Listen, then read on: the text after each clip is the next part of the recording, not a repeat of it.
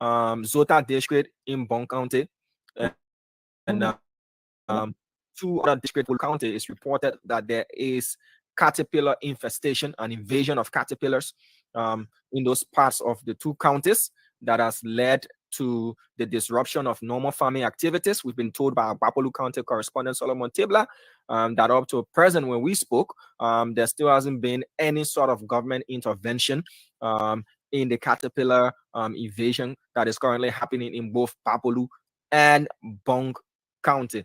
We want the requisite authorities to take note. The Ministry of Agriculture has got an extension division. They need to take note of what's happening in the Ministry of Health as well. We've been told that in Bong County, the caterpillars have contaminated sources of water in that county. I did see the pictures. I will share the pictures with the group and we might put them up as well. The small black in color, but they move in droves in this huge, drove. We've been told that the poison, when they touch your skin, you get, bumps and all that kind of stuff. And people have been hospitalized as well, according to the report. So one, the Ministry of Health, the Ministry of Agriculture, and the rest of the requisite authorities to look into this and see how this is solved. Because if not, if our people who rely on subsistence farming cannot go to the farm, people are stuck in their homes.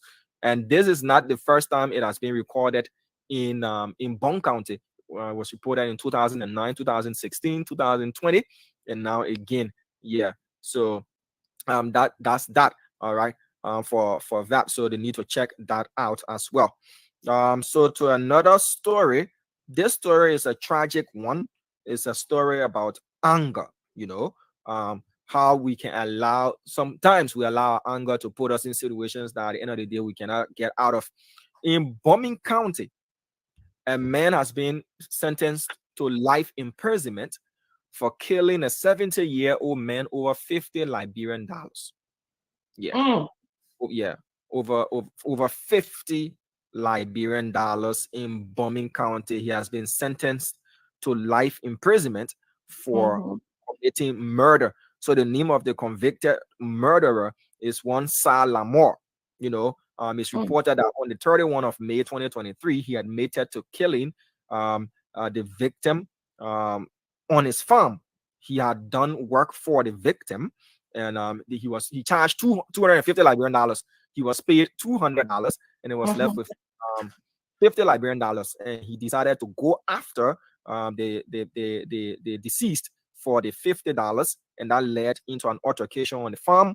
And then he strangled the man, and then used cutlass, to hit him in the head. And then he died. So he has been sentenced to lifetime imprisonment over 50 Liberian dollars scuffle. So sometimes you might have the right, you were owed the money and all of that, but if you allow lifetime imprisonment without the possibility of parole. So somebody wants to know if turn it as manslaughter. Okay, so somebody said manslaughter, but we got the report that it was murder from the 11th Judicial Circuit Court. All right, whether he went with the intent of killing the man, whether it was he picked up something as a weapon of opportunity, or he went with the intent to kill the man. The lawyers argued that, and he was sentenced to lifetime imprisonment there as well. So today, the National Elections Commission, released the final BVR report, the biometric voters registration report. Put it at approximately 49.97% of the population. So we have a population in around 5 million thereabout. So they've reported that 49.97% of our population is eligible to vote. So let me just go quickly through the figures that were released by NEC today. So the NEC has said they recorded a total number of 2,498,904 registrants. The figure again is 2,498,904 registrants. So if you take the 2,498,904 498,904 and divide it, and you want to know the percentage of our 5 million there population, that gives you Yeah. 49.97% of the population there. Okay, Yeah. so the NEC also released notes out of the total number of registrants. The total number of females is at 1,241,414. The total number of males, 1,257,490. So they are initially registered 2,400,000. Out of that number, they reported 27,192 registrants were flagged as duplicates. So you had people registering twice or more than once. So that out of that number, we have 27,192 that were flagged as duplicates. Out of the 15 counties, 529 registrants were deemed as minor or underage. So the NEC is going through that process. So that is just for the BVR process. So I can go through the counties from the least to the most Well, populated, but just give the most popular, the most registrants in which county? The most registrants. okay. So the county with the most number of registrants is Montserrado County with 901,149. So Montserrado County comes in first as 901,149. After Montserrado County, Nimba County comes in second with 307,126. After Nimba County, we've got Margibi County with 185,308. So those are the top three counties, registering the highest number of voters that were registered or captured by the BVR process. So that is for who got the least. Yes, Dr. Richard. Okay, let me go to the counties with the least registrants. Let me go through this quickly. So I'm looking at River G. Let me be careful with what River G people come after me. Yeah, River G. That's all. River No, I'm G. looking at the figure. I have to be points. I have to be spot on. Yeah, but I see River G here with 37,795. Okay. After River G, I see River Cess with 39,928. All right, somebody is asking for Bong. Yes, Bong is higher than Margibi, as tend to be corrected. So Bong has got 234,765. So after Montserrado and Nimba, Bong comes in third. Third, okay. So Bong comes in third. Margibi is fourth, maybe. Yeah. Okay. So that's so I made that correction, my people. It was an oversight. So Bong comes in third. So let me go over the figure for Bong County again, because we're talking politics, we're talking numbers. Yeah. So Bong comes in third at 234,765. Yes. So that does it. Yeah. That's great. So to the next story. The finance minister has said, no report, no salary. No report, no salary. Yeah. He made this statement today during the EU and the government of Liberia signing of fourth new financial agreements. He said those ministers and managing directors of public corporations and ministers of government ministries who have been reneging on submitting their financial report. When they get in funds, they use the funds and they don't bring their performance report. They don't give financial report this time. If you don't give financial report, he will not give you salary. Yeah, you will not give you salary. But the question is, for how long now have people been reneging on giving their financial reports? And is it only a statement made to be pleasing to the ears, or is something that the minister is going to follow through with? I remember the president awarded the Ministry of Public Works some years back as the most hard-working ministry under the stewardship of, may he so rest in peace, the then minister Mabutu Vla Yimpa.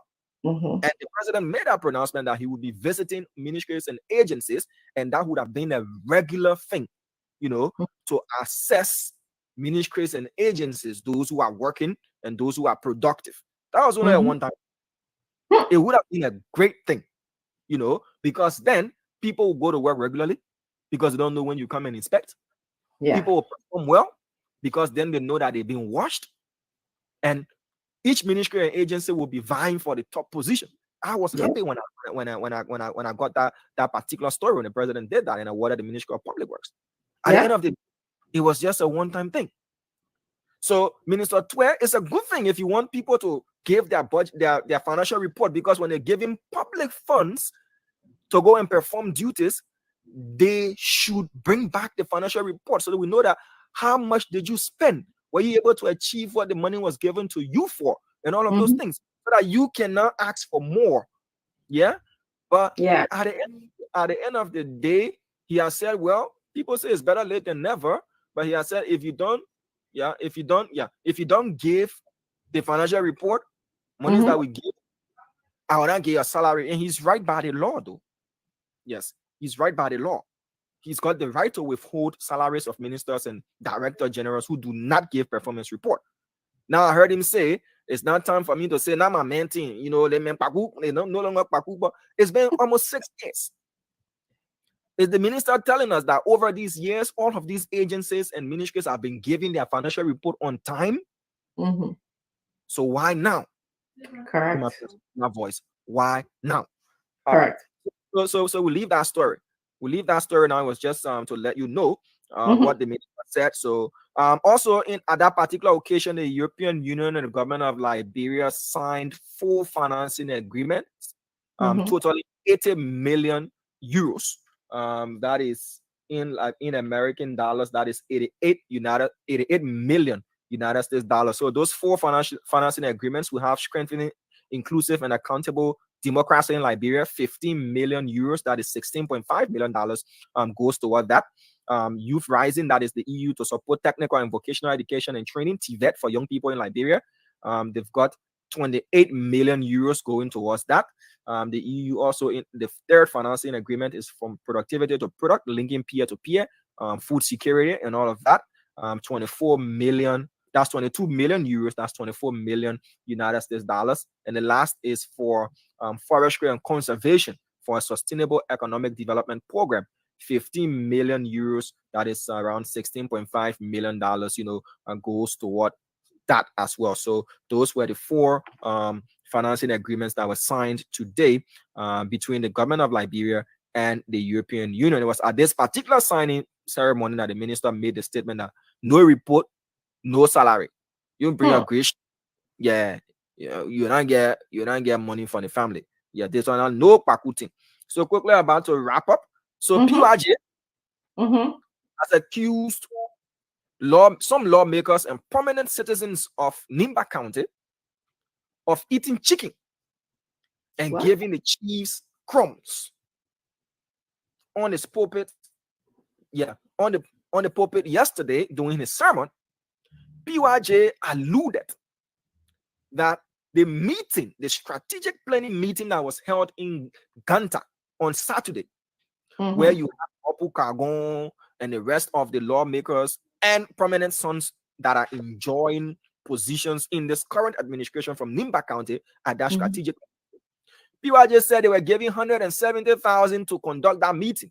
I say United States dollars. 170,000 United States dollars, according to Senator Johnson. But this is what happened. Before the man left from Monrovia to even hit the highway, they were already halved, according to his allegation. When the man reached Ganta, on a small kini, remember that story? They say all gone, small gone. Then at the end of the day, they say all gone, Remember that story where you're legging the bottle or something of that sort, and as they say, well, they're all gone. Then, according to him, and which was clarified and verified by our Nimba County correspondent, the chiefs were giving only $30 or $170K. Allegedly, to conduct the meeting, the chiefs were given only 30 United States dollars each as transportation. So he also disclosed that the CDC is planning to field an unpopular candidate against him and then they will take him to court.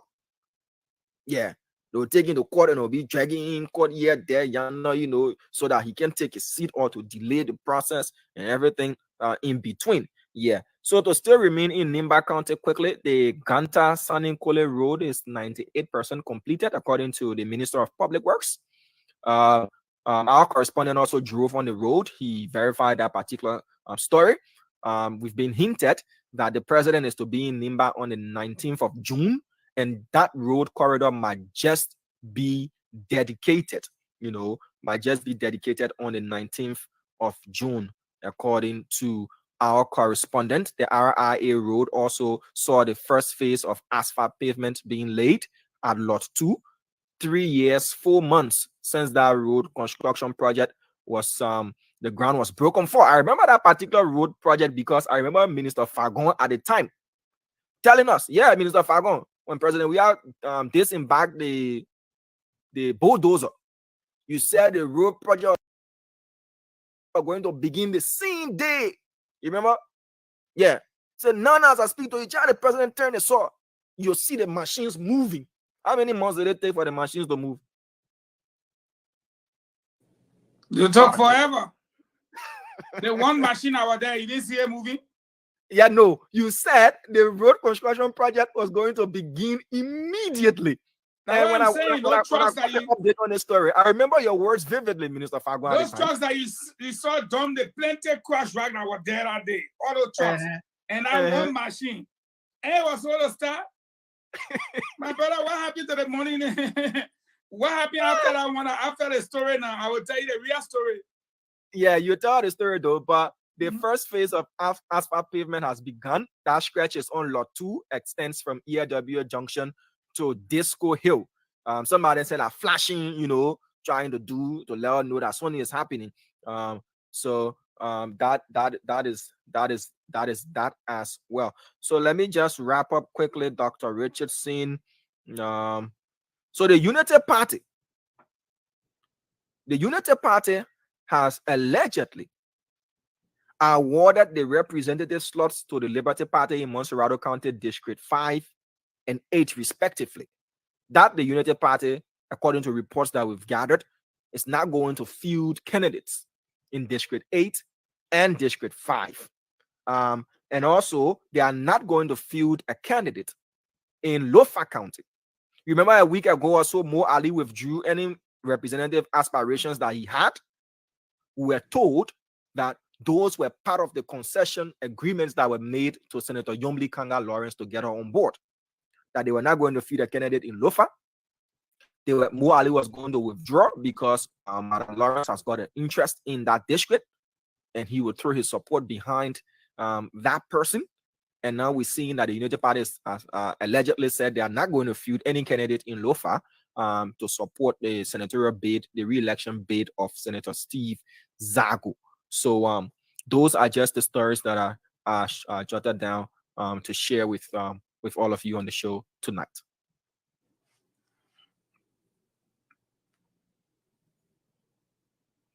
All right, folks. Yes, I'm good now. Thank you so much.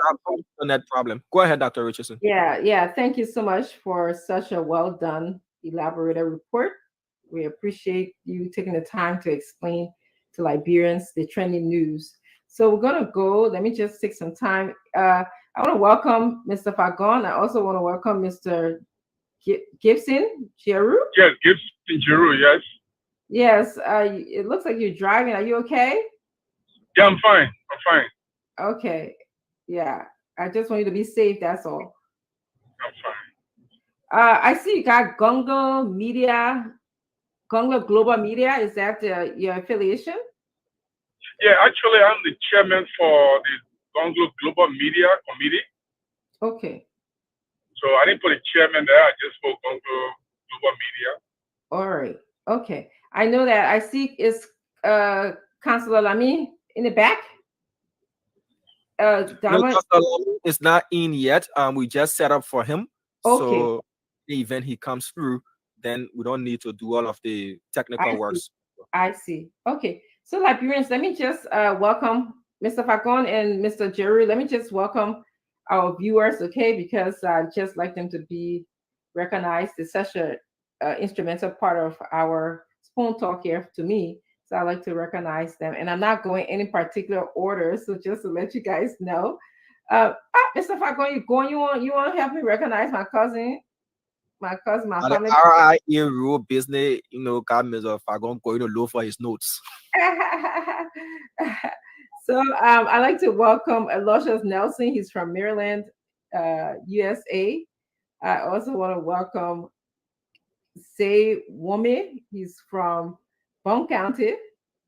I see Mamadi Dawan is here. I see Yvonne Eo is also here. Yvonne Eo, thanks for coming. I also see PK Tukba is here. He's watching from Turkey. Robert Kennedy, thank you for joining us. Call Gloria Boca Moba, she's always here following us. Thank you so much for following us, Paul. Omen Zizu is here from Banjo, Lower Virginia. He said District 17 needs electricity. June's Queen is also here. Ezekiel Brooks is here. Thank you for joining us, Ezekiel. And let me just see. Sekou Sheriff is here. Thank you for joining. Jerry D. Ajifon is here from Sweden. Mr. Ajifon, thank you for being a part of Spoon Talk today. Roland Ben is from Atlanta, Georgia, watching us today. Ja Eddie is also from Grand Bassa County. And we have Jeans Jala from New York. We have Tonia Brooks from Robertsfield Highway. She said the completion is, she's questioning from where to where. She wants to go see it.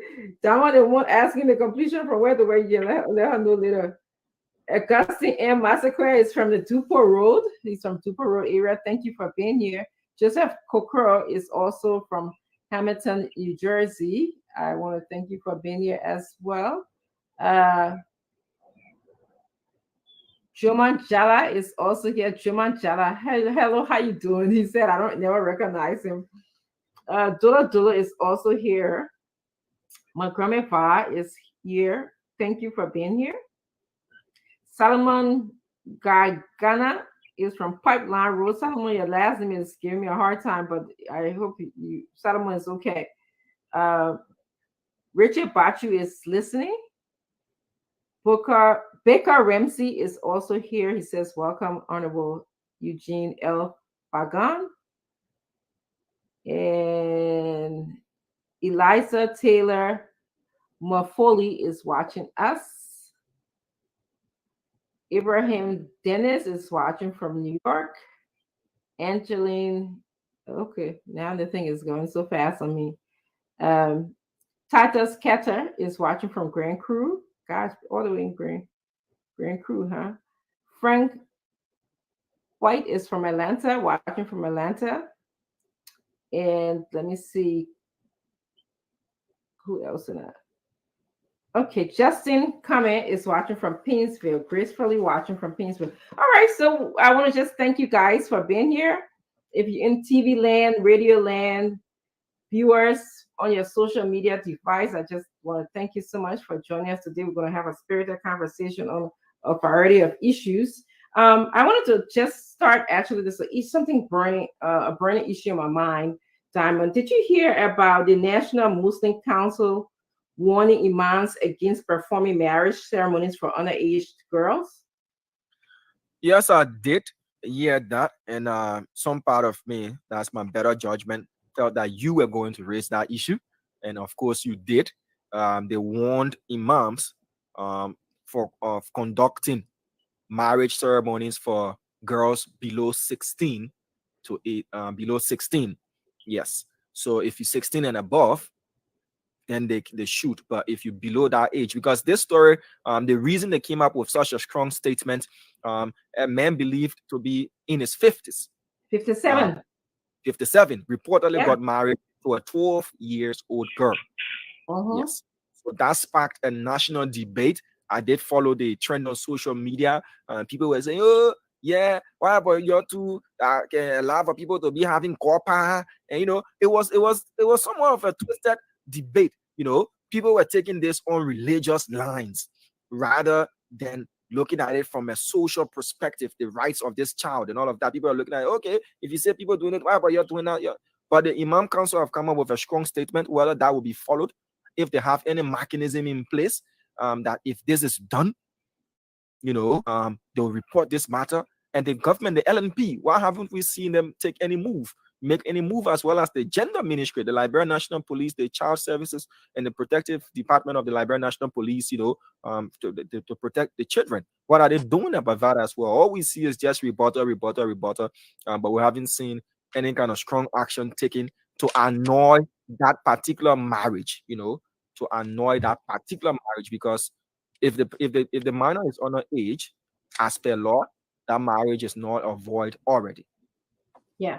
So what disturbs me about that is the fact that this 12-year-old girl is going to be robbed of her childhood. She's going to be robbed psychologically. She's going to be robbed intellectually. She's going to be robbed physically and socially. When we look at, psychologically, just imagine a 12-year-old girl being a wife to a 57-year-old man. How is she going to do that?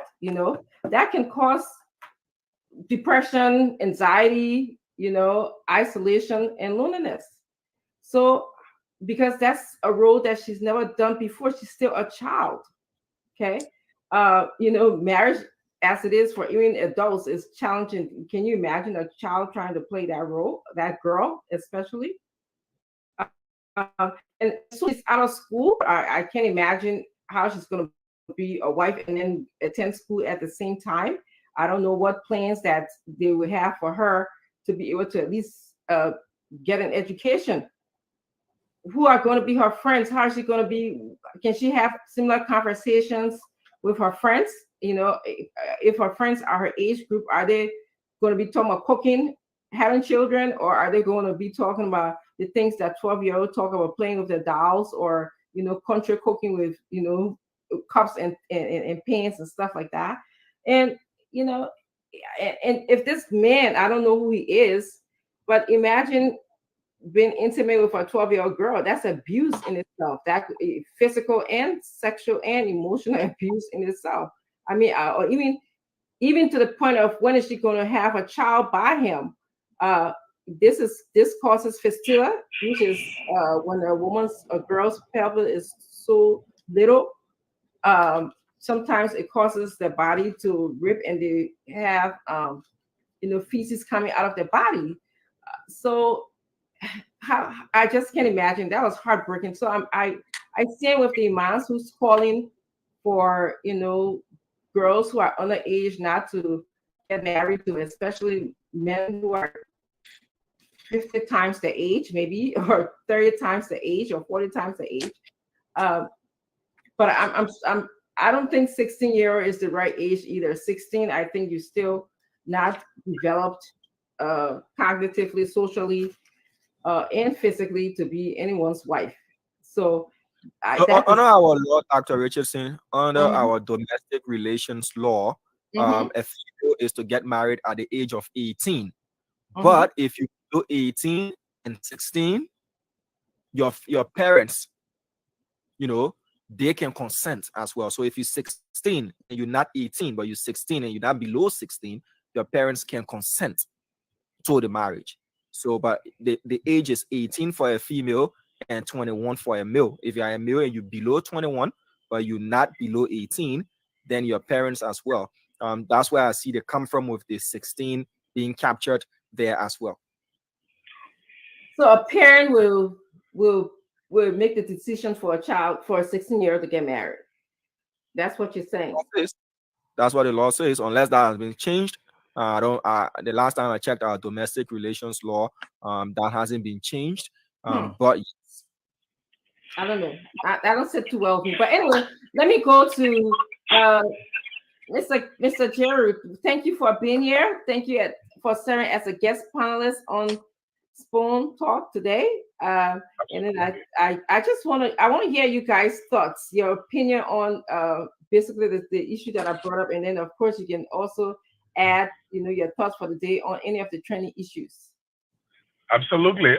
First of all, I am excited to be among some of the best panelists on issues that have been discussed in our community and about our country. I'm really, really thrilled to be here, and I will be learning the ropes. I don't know all the rules here, so I'll be learning as we go along. I'm a very good learner. Just in case I break any of your rules, just put me back on track so I don't have to break rules and go. But the issue you brought up is a very emotionally charged, disturbing information. However, there are two bodies of laws that are clashing in Liberia. One is the customary law, and the other one is the civil law. Yes. Under the civil law, 18 years old is the age of consent. And so anyone who is 18 and above has the right to make their own decisions to get married, and there cannot be any issue of rape under the civil law.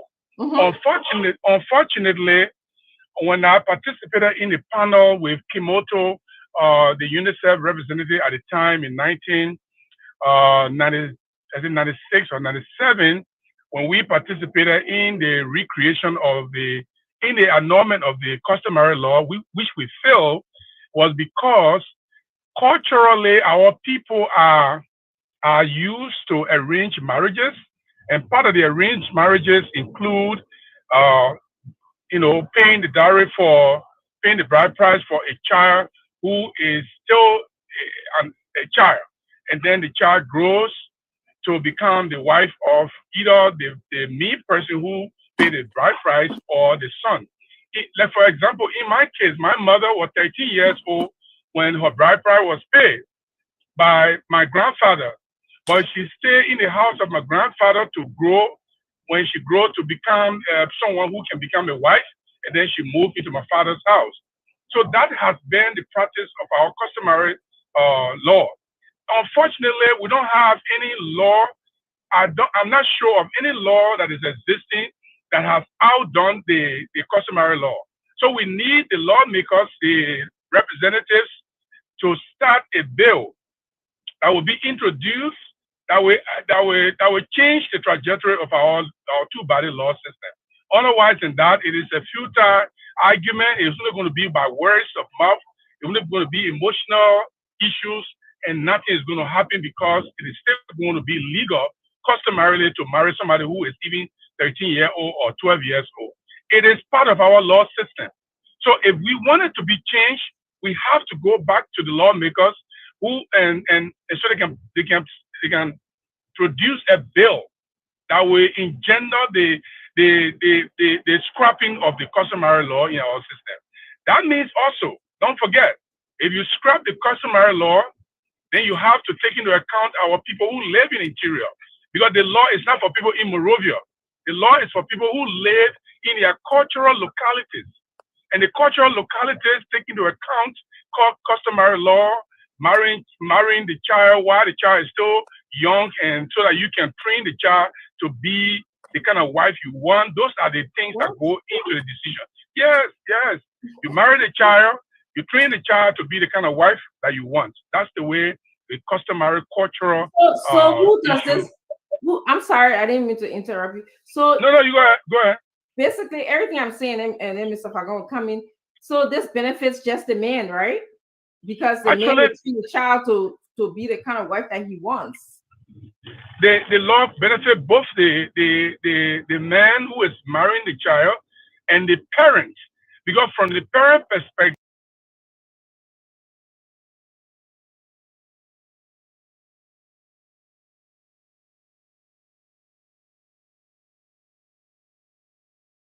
they are still virgin, so they don't want them to grow and have boyfriend before they put them into marriages, and then they will be disgraced. So they like the fact that their children are still virgin, they are still they are still children, and they got married to their husband, so they grow up in their husband's house. So it benefits both the girl's parents and the man who is getting married to the child. Unfortunately, it has an emotional scar on most of the women who marry as children because there's a stigma. You live with that stigma for a long time. It's difficult for you to get among your friends and be a child like you're supposed to be. You are already a wife before you even reach 16, and all the kind of emotional distress have an impact on the child who has gotten married. My mother went through the same emotional distress. She told me many times she never had her childhood. She grew up 13 years old and she was already a wife. So she had to behave like one. She didn't go to play with her friends. And every time she went to play with her friends, the people would come and take her from there and say, hey, these are not your equal. So stuff like that had a lot of emotional distress for the children who are getting married in a customary setting. But it is something that we need to improve on. Like I said, the UNICEF representative in 1996, 97, when I was part of the panel that tried to engender a legislation for the eradication of customary law. Kimoto, she did very well. They put all the money into it. UNICEF put all the money into it. The lawmakers were even now willing to raise the bill for it because all of them have that kind of background and they think it's going to destroy their parents, their brothers in the villages. So it's a very, very deep-seated legal wrangling that continue to go on. Mm-hmm. Yeah. Thank you. Mr. Fagon, you want to chime in? What are your thoughts about this subject matter here? And then, of course, we'll be going on to politics, but I think this is politics as well. Well, thank you. And let me greet my friend Gibson Jeru. How you doing, my dear brother? Let me also say good day to you, Dr. Francine. It's good to be with you and my favorite media person in the country, Diamond. Gave him my historical facts and he wanted to catch me. But he saw the machine, he saw the crush, right? He saw the trucks. What happened? If you want to give him an accolade, Mr. Fagon, put your very first producer as well. Remember Liberian Talk? I produced Liberian Talk. So, how that part? You see, he rushed my team. You see, he rushed my team. 30 more seconds. I'm praising you as my favorite media person in the whole country. That means you pass Rodney C.A., Philip Brown, Stanley Seeker, all the men, and you beat them. You're on the pedestal. You're the best in the whole country. You're the best. But anyway, it's good to be with you all, and thank you, Diamond, for your service to country.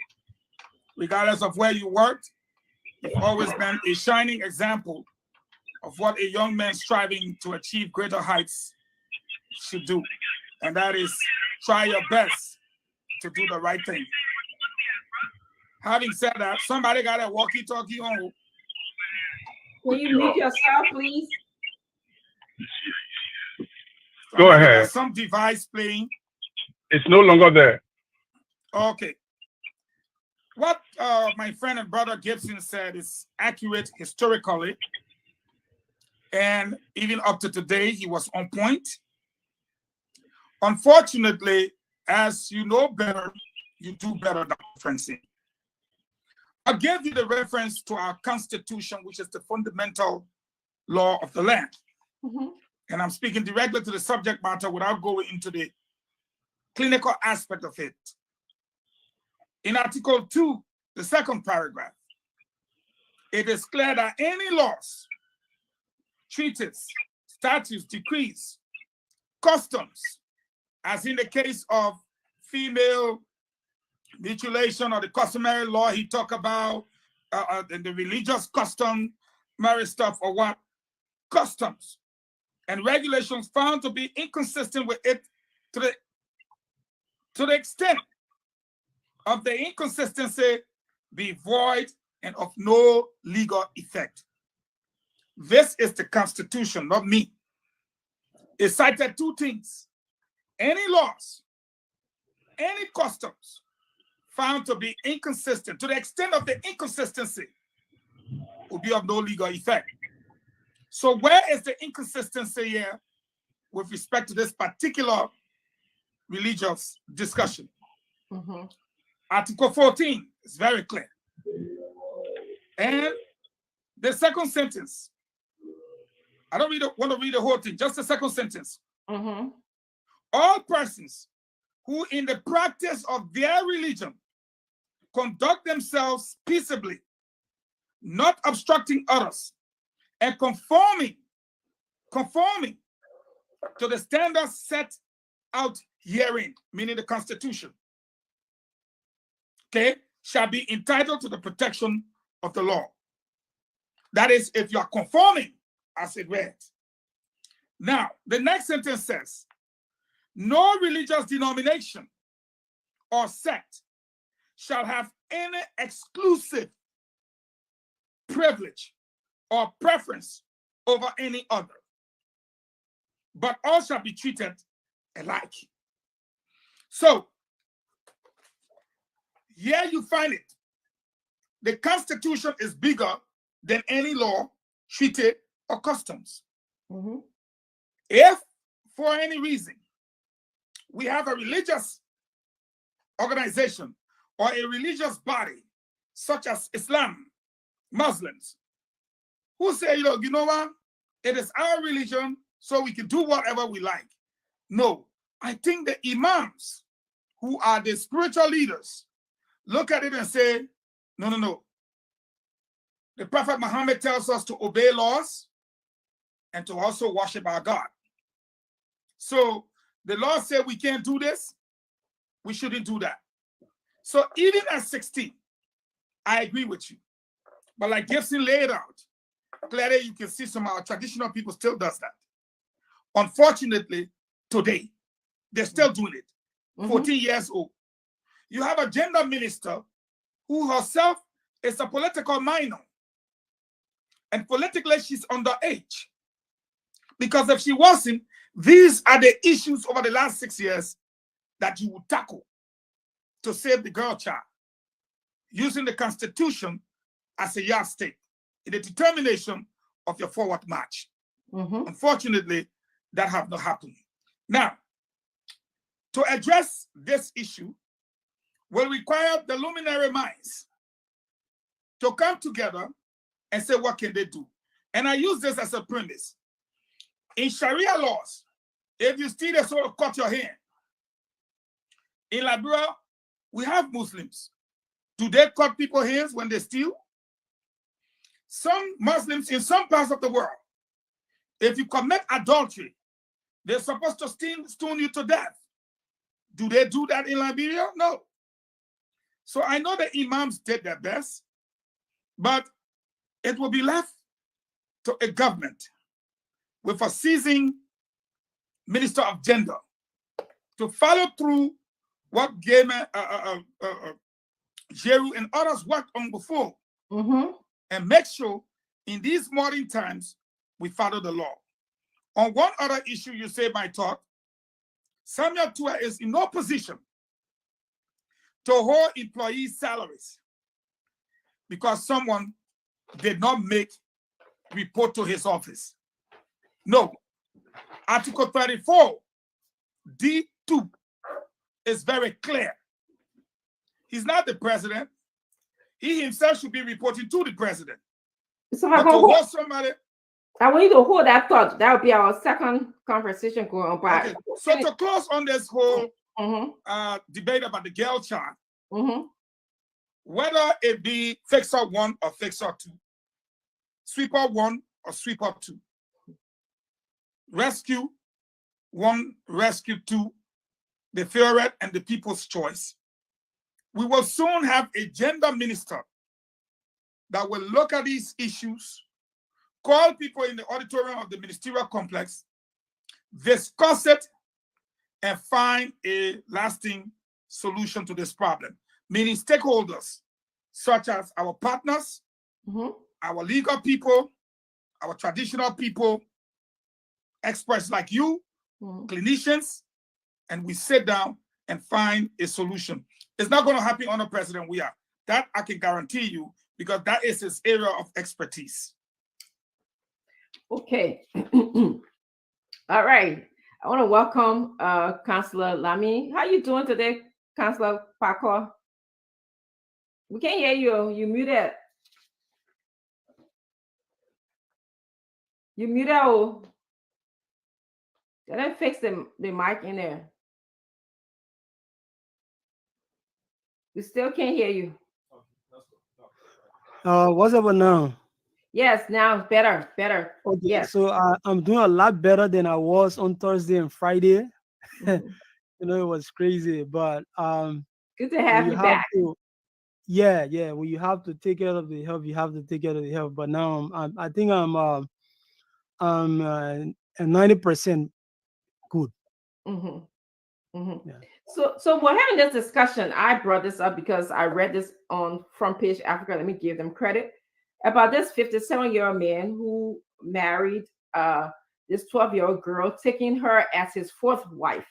And I was very disturbed because I'm imagining that 12-year-old girl whose childhood is going to be robbed. I'm thinking about her intellectual advancement. I'm thinking about her socially. I'm thinking about her physically. And the reason I'm actually saying this because I actually have encountered women on this side of the ocean who had similar experience. And actually, the reason why I've encountered them because of psychological reason. And so they're no longer in that position, but they had the same experience of this 12-year-old girl. And some of these women are in their 30s, 40s, and they're still having psychological effects of, when they were taken from their parents to be the wife of an older man, like a 57 or 60-year-old man. So some of it is, they can't concentrate, they have anxiety, they don't trust people, they have difficulty being in a relationship with with other people. So there's a lot going on here. I just wanted to know what are your thoughts? So I mean, this is a topic that I'm kind of like ambivalent about, depending on what is being said, because I'm also from a traditional. I'm a fruit. My siblings and I are fruits of a traditionally arranged marriage, and it wasn't a situation that turned out bad. So I like to be very careful how I discuss this particular issue because I mean it's not one size fit all. If you look at the statute, and I think it was Slanger I was talking about the statutory situation. I think Gibson spoke about the statute also. On our domestic relations law, as far as I know, I don't know whether they've made any changes in it yet. But as Mhm. far as I know, the age of consent to marriage for boys or for men is 21, and for females is 18 without parental consent. Correct. So, so you see, there's a kind of little discrimination there against the males because a male child has to be 21 years old, or for full-grown men, got to be Yeah. 21 years old before his parents doesn't have to consent in order for him to get married. According to the law, as I know it presently, the current, if they made any changes in it, I don't know. But if Hmm. they made changes in it, then forgive me for providing information that is old. Then for females, without parental consent is 18. For but a female under the current text can get married at the age of 16 with current parental consent. So, but there is a kind of disconnect between that and the rape law, because the rape law says having sex uh, uh, before having sex below the age of 18, you cannot consent to sex before the below the age of 18. Hmm. Marriage, the other law says you can get married at the age of 16 if your parents agree. So technically speaking, it means you can consent to sex at the age of 16 if you are married. Hmm. That's the basic issue. Correct. So but I mean, obviously, there probably a reason why the people who crafted this law back in the 1970s decided that it should be 16 with parental consent, and then for consent, and then for the girls, it should be 18 without parental consent. And for me, I always like to make fun of it and say those older guys wanted younger girls without their parents saying no to it. And that's the reason why they made a 18-year-old for girls. Because I don't think girls are fundamentally mentally better off than boys at the age of 18. I think so Okay. too. I don't want to be So biased, if but I I read think the wrong girls in your view. score faster than boys. So again, they didn't want their boys to get married sooner, so they wanted to keep them late because they thought that, oh, I don't want my boy to just go get married to any girl. So they say it should be up to 21. So they in their own thinking, they thought that was the best way to run a country, and that's the law that they left us with. But as I said, it's not one size fit all. It's not one size fit all. My mom was 18 years old when I was born. And I mean, even though sometimes when I sit and reflect on the fact that she used to use the whip more, and I would sit and say, I mean, she was a girl, she's just a girl, so maybe the best thing she knew, the next best thing she knew to discipline was just a whip. So when you step all the bones, you're going to get whipped. So we got a lot of whipping from her as opposed to our dad, who hardly ever beat us. But our mom, I mean, she didn't waste time. And by the time you step on the bone, if your in hands reach, you're going to get it straight. So when we realize that we always stay, arm's length from her before doing something that will annoy her. So it's not one size fit all. Sure. You got to take into consideration the societal and cultural context that is doing it. But I don't think anybody should get married to anybody at the age of 12, except maybe that 12-year-old getting married. Or 12-year-old girl should not be getting married to anybody who's an adult. I don't think that should happen anywhere. That's as much as I would say about that.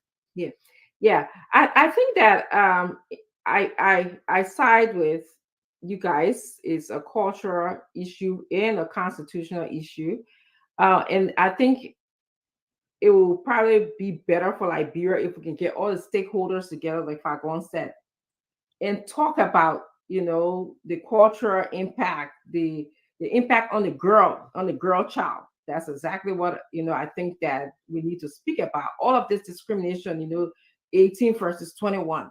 Why? The developmental milestones that a child meets at different ages.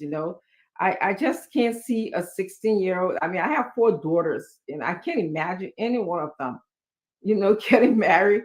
Even the brain doesn't fully biologically, the brain doesn't fully develop until you're like 24, 25. They say if you want to solve the problem of poverty, what do? There is one solution to poverty on this earth: give a woman control of her reproduction. And one of the best ways you can give a woman control of her reproduction is by providing education to that woman. The moment you do that, there is absolutely nowhere a 12-year-old child is going to be getting married. Somebody whose parents are educated also, they have escaped this poverty trap. It's not going to happen.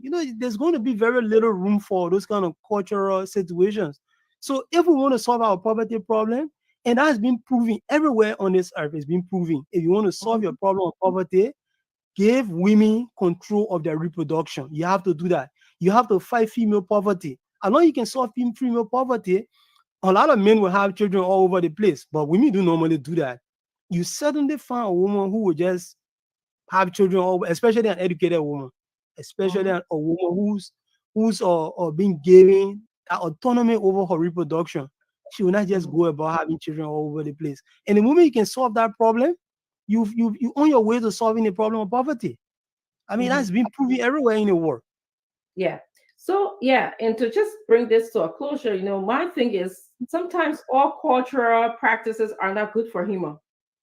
Okay. Sometimes I like to just put it out there. And then secondly, I think again we all need to sit down and talk about this and iron it out in our country in order to move forward. Because it's think about the 12-year-old girl. Think about if she was your child, how would you feel? So I just want to say that I think it's also good for us to just know that all cultural practices are not conducive to. Dr. Richardson, if you're poor and she's your child, you will not feel anything I can show you. If you were poor, you will not be thinking about all these things we're talking about. You'll not rationalize it. You rationalize it in terms of, at least I'm putting her into marriage and she will not be, gallivanting the village or the neighborhood and just running into the possibility of having unwanted pregnancy. That's how you rationalize it. And especially if you can take care of your needs, you rationalize it out. Can I say something quickly before you end, Dr. Richardson? Yes, go ahead, Paco. There is no rationalization, whether you are poor or rich, for a 12-year-old child. It's a child. And a 57-year-old man is going to penetrate a 12-year-old child. You don't know that. You don't know that. She's not fully developed.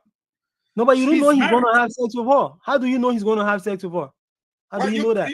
Let me finish, my friend, because when people marry, they don't marry to go stand like priests. I don't know where you come from with these hypothetical situations when we're discussing a marriage. When people marry, they marry with all of the qualities set therein. So you don't know that. You think they marry to go sit under the altar? When you marry a woman, what is expected of you? That to go praise God? Consummate the marriage. You don't have to consummate the marriage. You don't have to. There's nothing that say you must. And everything you're saying, I will ask you, even though you interrupted me, but I will ask yourself. You don't have to consummate the marriage. They are married, aren't they? What are the expectations when you're married? So let me finish my thought. Go ahead, Falcon. You know, it's like in one of my classes years back here at the university, when I was told in the class that Africans sold their people into slavery. And I asked the professor, to who? You, the Americans? He like, that's what history says. And I corrected him. I said, did Americans go on the sea, or it was Portuguese and Spaniards? He said, yeah, they were Spanish people and Portuguese. I said, so you never went to Africa to buy slaves. Slaves were sold to you right here on your soil. And because you were religious at the time, you knew it was wrong. So they gave you a story to say that it was their people who sold them, forgetting to tell you that they had cannons, pistols, and musketeers. And our people only had bow and arrow and spear with cutlasses. So they moved in, they launched the area, they attacked, they captured. At a certain point in time, they were, bro, you were not there. This is our story, and we can tell you our story. It's the same here today. You know, because when they take up people children and brought in here, they say, oh, they post their children. Go and take the puppies from under a dog and see what will happen. Attempt to take chicks from under a chicken and see what will happen. Right. I don't care how poor you are. If you are a woman who born a child, to give a 12-year-old girl to a 57-year-old man with his langa, unless you're crazy. But it is either the religious bearing, the pressure, and what have you. And I am submitting to my friend and brother that once you push that child into marriage, it's left now with the man to say, okay, I will not sleep with her until after 3 years. But she's at the what? Mercy of the man. She is supposed to be in his bed. And he's supposed to bring that white bear sheep and show it to the parents. That is cruel. That is unacceptable. And I don't think we should be finding a way around it. We should link up with the laws, like Jeru said, call the people together, including him, Lami, and find a way to save our children and not allow customary law, which in Article 2 is specific, that is in violation of the Constitution, to move ahead. It's just my thought. Yeah. And finally, this is to put an end to this subject matter. I want to welcome Mwali. Mwali, welcome to the show. Thank you for being here. You know, it's discriminatory. It's all in the benefit. It benefits a man. You know, that's the only thing I can say. It benefits a man. There's nothing good about a child getting married, a 12-year-old girl getting married that is good for her. Socially, cognitively, physically, emotionally, psychologically, it is all downhill for a girl. So I'm going to end this conversation, and then we're going to talk politics. I said more. I don't know if you want to say anything about it, but we have to move on. All right. So we're talking. I just and I really don't know what the discussion is all about. So let's move on. Let's forget about you, student. Good. So, Diamond told us today that the Liberian government signed a series of financial agreements with the European partners, the EU. So, at the signing ceremony, apparently, Twe says, according to Diamond, no report, no salary. Richardson, you want me? I can play the clip for you. I can get Yes, a clip. actually, please do. That would be very helpful. Yes. Give me a Thank you. minute. Let me get the clip. Okay, so I want you to sort of be marinating your thoughts around this issue. Like, it's about now, almost 4 months before elections. This Minister of Finance has been in power for the past almost 5 years and some months. But today he's asking for reports. The ministry and public agencies should give him report. I want Diamond to play the tape and let's see it and hear it and hear it with our own ears. And then I would ask you guys to please give your feedback. I also want you to be marinating on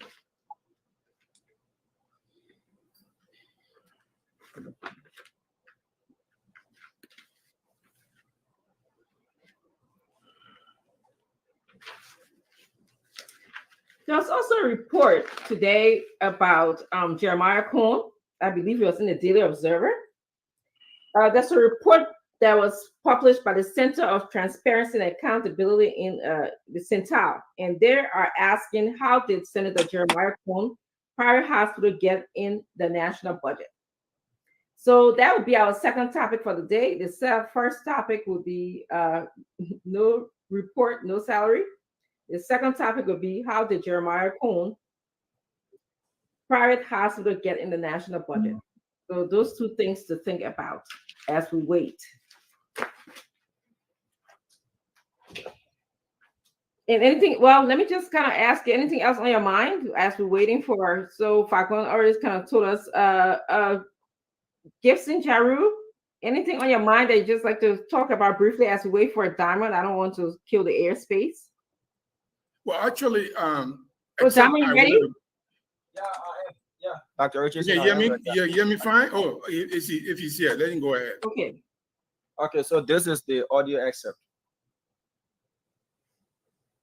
The law says if a minister is not reporting on time, a law, we don't exercise that law. The Minister of Finance can hold the salary of the head of the entity. I didn't make that law. The national legislature passed that law. So we're about to move there. If there are entities that are not reporting, the minister will hold your salary. And we are saying that we want to enforce that law. Recently, it's not American Council, in one of his public statement, he mentioned that 45% of the government entities are not reporting. I have the responsibility as Minister of Finance to implement the public financial management law. I could be asked the question, why are you not holding salary of persons? What would be my response? Oh, Bakula Mameh. Oh, we got to move from this Bakula Mameh thing to serious governance. Because So there you have it, Dr. Richardson. We're moving from the Pakula Mameh thing to serious governance. So the minister has said they've been doing Pakula Mameh for a long time now. They need to stop. Yes, so Mr. Gibson, you heard what happened, what the minister said. What are your thoughts on this? I think if you look at it, it looks like the president, through the minister, is punishing the civil servant because of the blunder of their minister. And I think Fagon was trying to touch onto that before you told him to wait. How, I don't know, that law is, if it is there, it's a bylaw. It's a bylaw. And that kind of law does not take into account the feelings, how much the people are making anyways, how much are they making, and you're going to hold it because the minister did not make a report. Think about it. Let me just come in quickly, Mr. Jerry. It's not the civil servants. It is the head of the entity, the minister or the director general.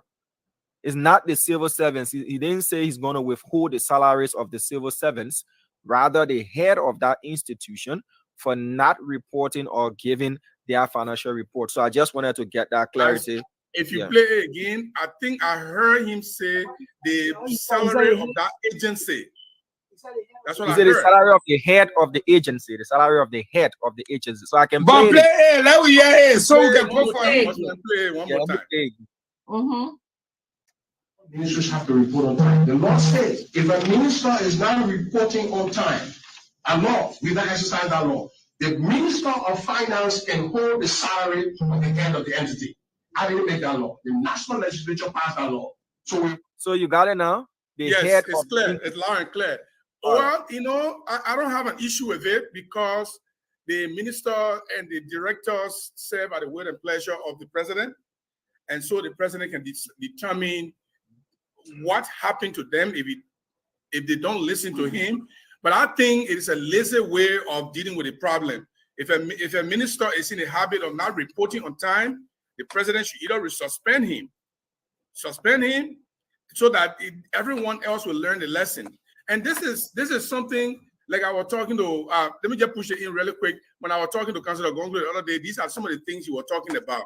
The inability of the leader to take action on people who violate the law or who violate the policies, and you want to use other mechanisms to pacify them. Holding the minister's salary. Let me give Eugene Nambwe for example. If Eugene Nambwe fails to make a report, you hold his salary. What does that do to him? He may already reach. He doesn't need that salary. You can hold that salary for the next 5 months. He doesn't care. But if you suspend Eugene Nambwe because he did not make his report, then it will ring a bell to the rest of the leaders and say, if you do not make your report, you are going to be suspended, and that's a public spectacle they are putting you in. I don't think holding the salary is a lasting solution. I think it's a smoke screen. Yeah. Okay, we're going to go on to Mr. Fagon. And I want to, the impact of the minister acting now, okay? The impact that it has in Liberia when people have been working and not giving a report, and all of a sudden we're doing this now. Mr. Fagon, can you just share your thoughts about why now? And the impact that, you know, you can have a whole minister been working for the past 5 years or maybe for the past year, has not submitted a report, but now today we'll be looking for a report. And then if you don't report, we'll hold your salary. Well, Dr. Francine, the first thing we have to look at as a people is whether Samuel Tuah have been performing with respect to making budget performance reports. You can't pretend, Damo cannot pretend, Lami cannot pretend. Samuel Tuah, budget performance reports. What is his report card? Zlish. Zero. Nothing. Nada. They have queried him for the past 6 years for budget performance report. Nothing. So the legislature, you're saying, have been asking. Yes. He gave nothing. So let's go back to the Millennium Funds. Why did he lose it? Why did Liberia lose it? Because they were not reporting, right? Yes, I think. We've gone almost 6 months now. And then you come back and say, quote, I want to look back at 19. It's time we look at serious governance. Bagu, you fail in budget performance reporting. You fail with the millennial stuff. You, Bagu, look at Park one called ticket or blaggy. But what is significant for us to pick up on is the fact that Tuah alluded to the fact that the government has been unserious. When he said, it's time for us to do serious government. So for the past 5.5 years, you've been playing. That's why you've never reported on the budget. That is exactly why the other people did not report to you. That is exactly why we didn't do good with the Millennial Challenge. And we came in front of Dr. Francine today. You talk kind of thing, you want Dr. Francine to sit down here now and believe you that you're going to punish the head of entity. I submit to you in closing on this matter. What Jerry said is something to take serious. The minister said he makes 5,000 plots. You hold a 5,000 plots, but he's running a budget in his ministry of probably $1 million. You think his small cash thing alone, he take care of him? His DSA, daily sustenance allowance, and his petty cash. You think he got time? If he's in a lucrative ministry where everybody come in giving him hand, do you think he cares? So, madam, on October 10th, the Liberian people have made a conscious decision that they are going to change the government.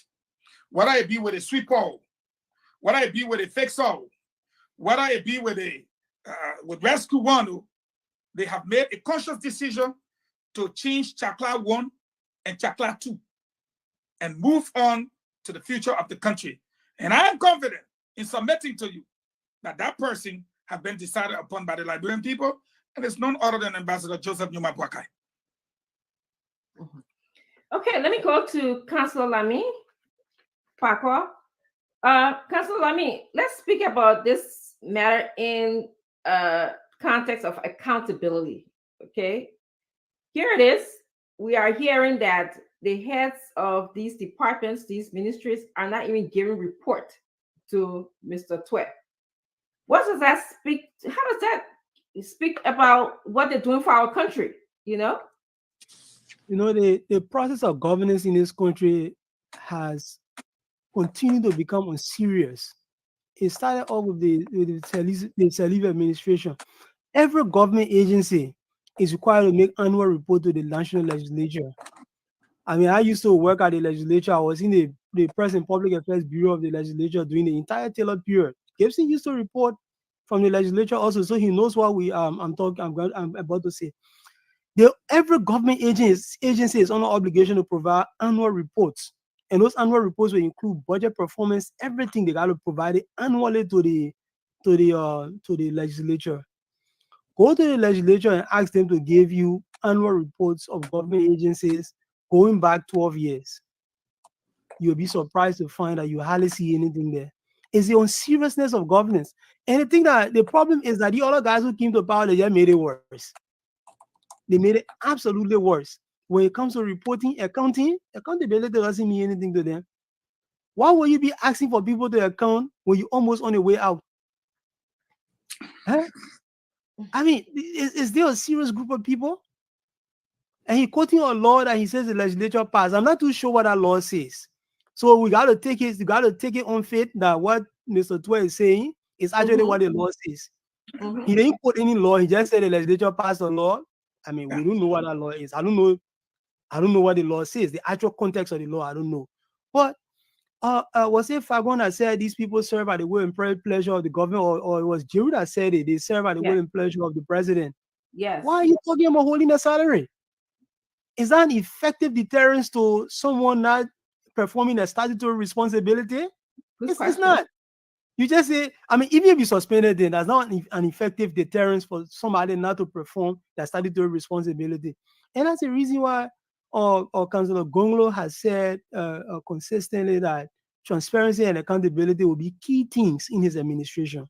And every single political leader who has put himself or herself out there to replace these people have to make sure that transparency and accountability will be key pillars in the administrations. This is unserious talk.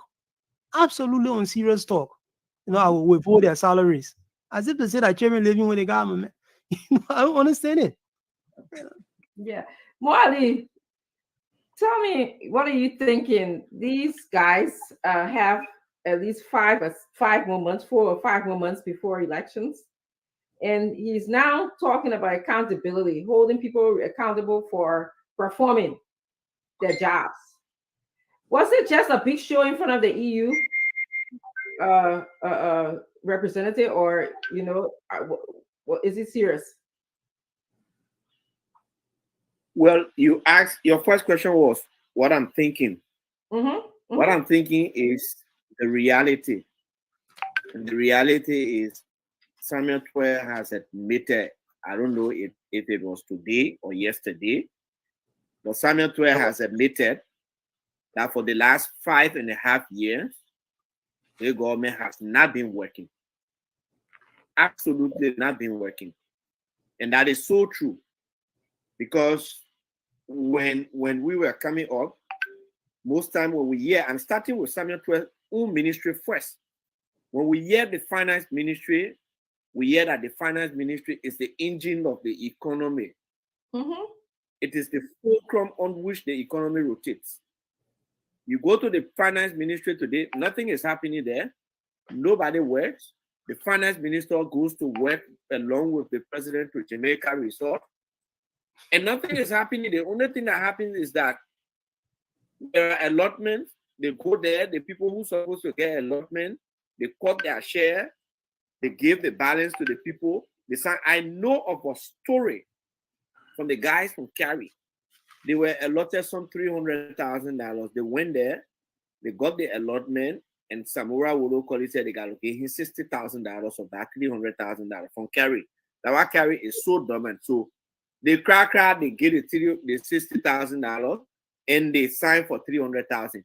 So now they got to go to Cary, make some fake report, to account for $300,000. So what Samuel has simply told us is that we have not done anything over the last 12 years.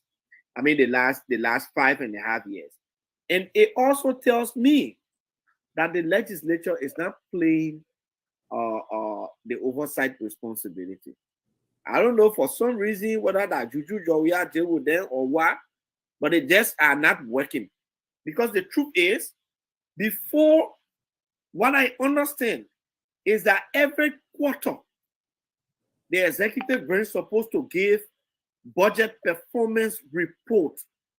And it is a budget performance report that is supposed to tell the Liberian people the level of work the government is doing. So if you pass a budget for 300 million, 500 million, and this and that, blah, blah, blah, Health Ministry, for example, get 50 million there.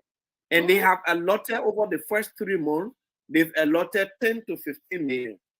Before they get the next allotment, they're supposed to make reports on how they've used the first 15 million on their projects. That is not happening, but you just can't, you keep giving for 5 years. So that today it caught Samuel to attention to say, oh, when you may report, we will not pay you. Pay your what? Yeah, because we're coming to October 10th. When you get the people allotment, whether you pay the minister or not, the minister will get paid for that allotment. So what does he really care about whether you pay him a sense of $5,000 or not? I thought in his zeal, in his zest to make big show in front of the European Union, he actually exposed the entire government, the ineptitude of the entire government. That is the reason why sometimes it ain't good to just rush fast to talk. You may be talking and thinking that you are talking the right thing, but you are actually exposing yourself. So Samuel Twege exposed the entire government. He has told the Liberian people that for the last 5.5 years, they've not done anything. There's no report. And I'm even worried the next government that will be coming as to whether they will even give a fitting turnover note. Because if the ministries have not been reporting, what turnover note you're going to give? Lastly, it also tells me one thing, that most of the things the president been reporting in his annual messages are not true, because the ministries and agencies have not been reporting. Thank you. Yes, thank you. I want Mr. Jerry, I want you to expand on what he just said. The consequences of not getting report. Again, we have, for example, the health ministry. If the health ministry is not giving quarterly report, how does that impact Liberians? Let's talk to our regular Liberian people. If the agriculture ministry is not giving report quarterly, as we are hearing here, or hypothetically, because I don't know who gave report and who didn't give report, how does that impact Liberians? My understanding is the agencies and the ministries report is transformed into the budget performance report. How? If the finance ministry, if the health ministry makes a report of the budget they receive over the year or whatever the month, if it's quarterly report or maybe biannual report, when the finance minister is making his budget performance report, he takes the report from these various agencies and put them in his budget performance report to show that the projection they made over the last year, that projection was met, or it fell below the projection, or even they spent more than what they expected to spend. That can also show to the legislature whether the government is deliberately spending money beyond its appropriation. So ministry is supposed to be making the reports. Ministry is supposed to be telling the government or the people what they did with the money that were given to them over the years. Unfortunately, they have not been doing so. And my brother Falcon here mentioned that the government have failed to submit its budget performance report to the legislature for the past 4 or 5 years. And they have not been able to tell the legislature, we projected 500 million. We were able to raise 430 million, and we were able to spend 425 million. We have 5 million, in the coffers. Or we projected 500 millions, and then we have a little bit over the 500 million we have spent it. And so this is what we did. And before you spend more than the allocated budget allowance, you must have been able to go back to the legislature to do what they call budget transfer. So you can't just go ahead and just do budget transfer tomorrow morning. Maybe the health ministry is supposed to spend maybe 20 million. And because of something that happened and the health ministry needed additional 5 million, and the president wanted to take that money from maybe agriculture ministry and transfer that money to health, you got to go back to the legislature and request for transfer of that fund, unless it is already unless it's already enacted into the bill, and say the president, can make transfer at any time he wants. Otherwise, you got to go back to ask for transfer.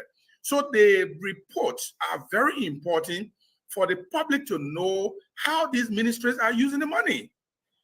This is why the U.S. ambassador the other day was saying, yes, he traveled to this place. The government claimed that they collected money for hospital, and you go there and nothing is happening there. yes, Because they're not accountable. They're not showing accountability. And the failure to show accountability, it has a ripple effect. It shows that the government is not even it does not have fiscal discipline. I mean, we can't even argue that they have fiscal discipline because we don't know what they have spent, how they spend it, where they spend it, what is the turnover, what is the benefit, how can we measure all of that when they are not even making a report? So Samuel Twe may have a point that they should make their report, but I still believe that you're not even going to go to Eugene Nangbe to suspend Eugene Nangbe's salary, to be honest with you. There are certain people who will not even be touched. He will never touch Eugene Nangbe's salary. He will never touch the information minister's salary. He will not touch the internal affairs minister's salary. He will not touch the post salary. Maybe somebody, the boss company, the national boss company, whatever it is. Those are people who are all the way down there. They want to punish because these people, they don't have blood. But Eugene Nangbe will not be affected. All the line ministers who appear before the president every day, the president friends in government, they're not going to touch the salary. This is just a small screen. He's just doing this as a propaganda to show to the people that the ministry is taking accountability. They are down, talk on their ministers and their agencies. Okay, Mr. Gibson, let me move on to Mr. Fagon. Mr. Fagon, I really like talking about how the Maamere, Mr. Colley, how they are impacted by this lack of accountability. Because ultimately, Liberian people are the one impacted. Yeah. You are here a couple of days ago. We're talking about this school in Bon County somewhere that have been closed since 2016. No teachers.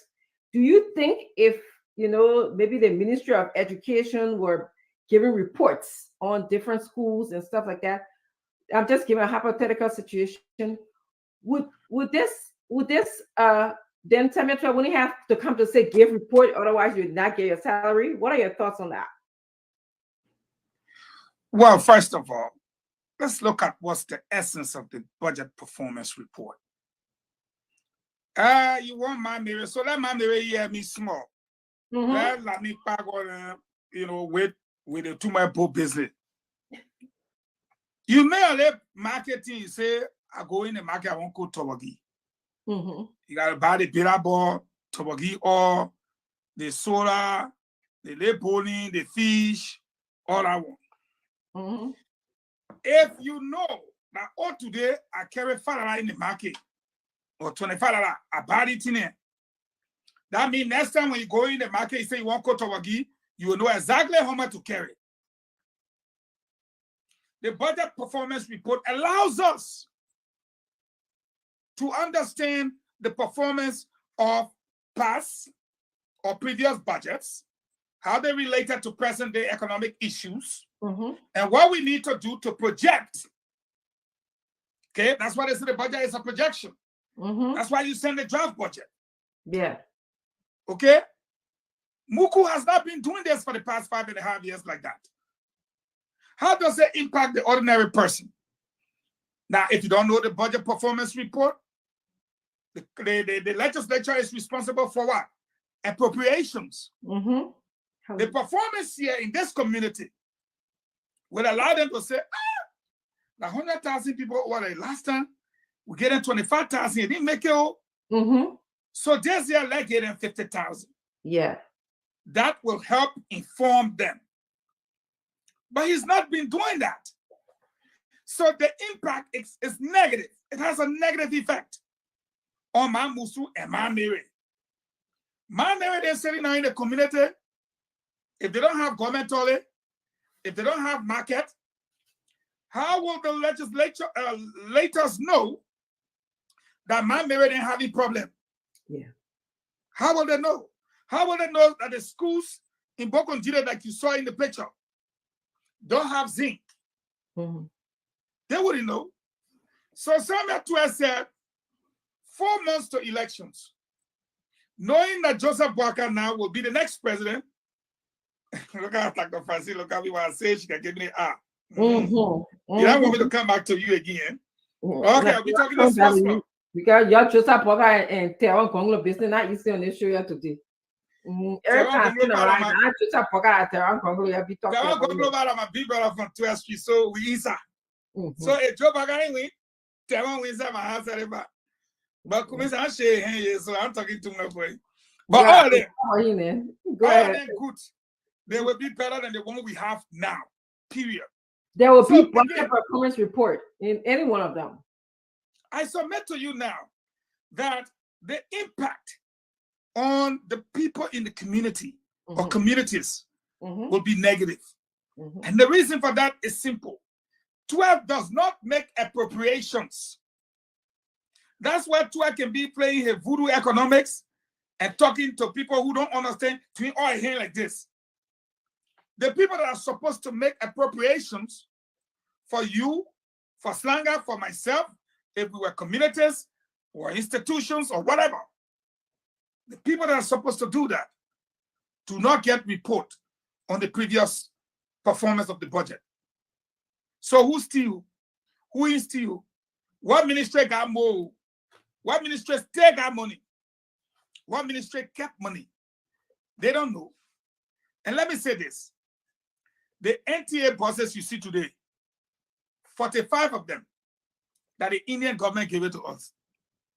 Let's take it to be small children play. So what's the Indian project kind of they say, okay, our buses, what we get?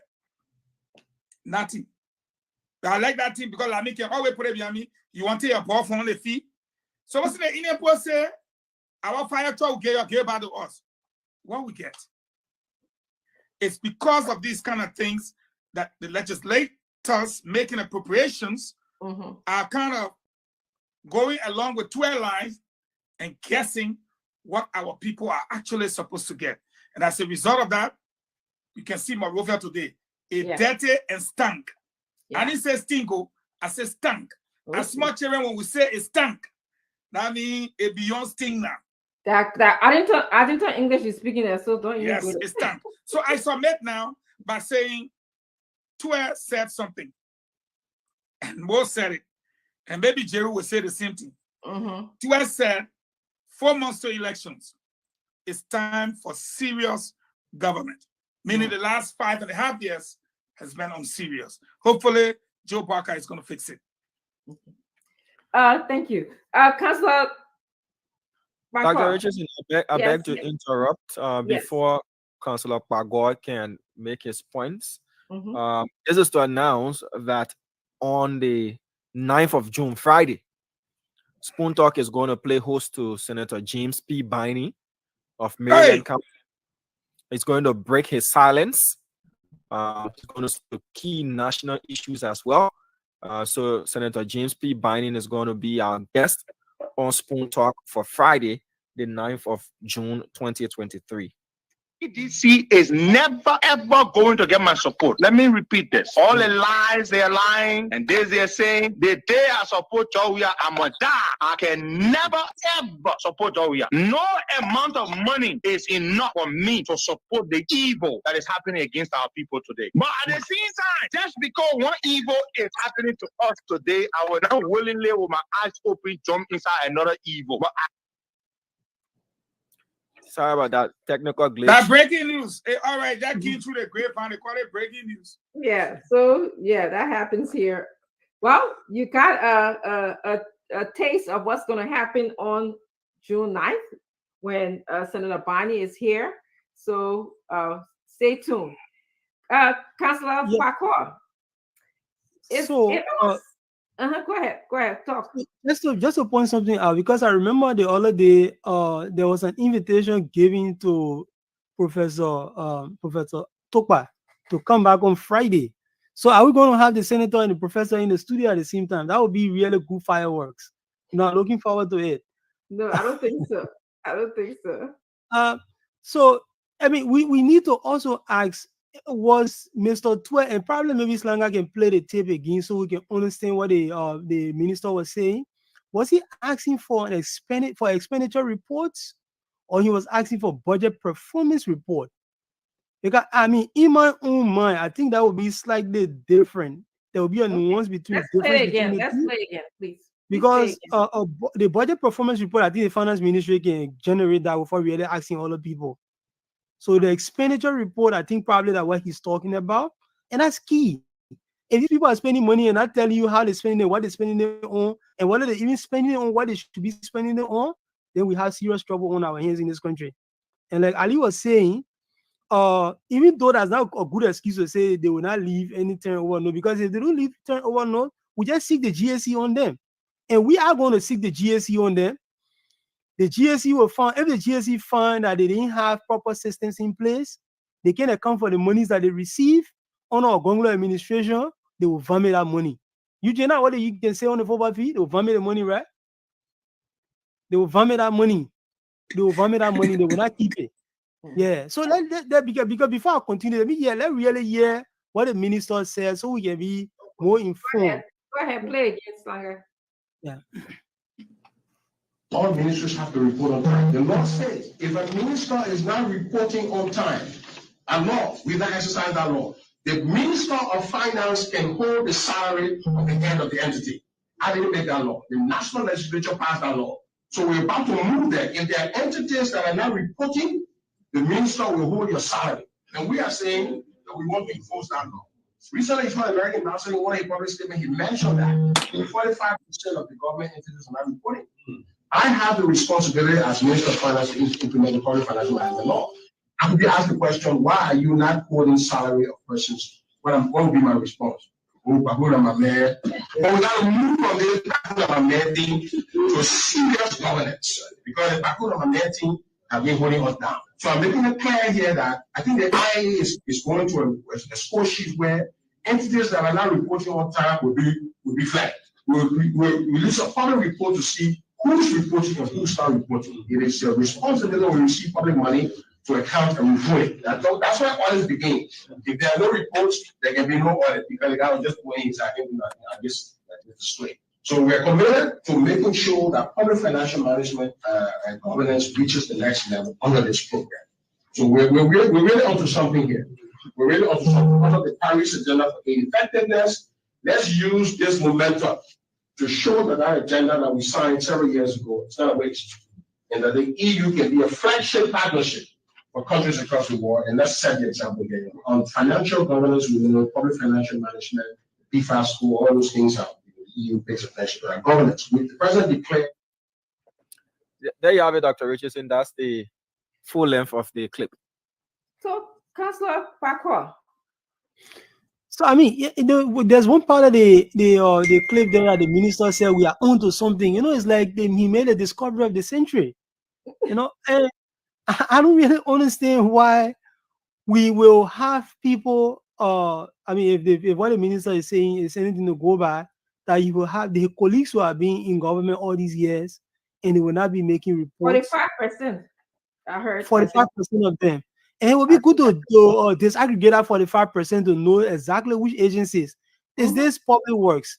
Is this those agencies that really spend a lot of money on building capital infrastructure and stuff like that? I mean, I can name somebody 45% for you when it comes. Yeah, to please do. Yeah, Wally, you'll be next. Yeah. So we need to know. We need to disaggregate that number. We need to know whether these people are the people receiving the largest chunks of the budget, so we can know how our monies are being wasted. And frankly speaking, in all seriousness, under Ogonglo administration, the GSC will go after those people. It will audit them, and the people who are found wanting.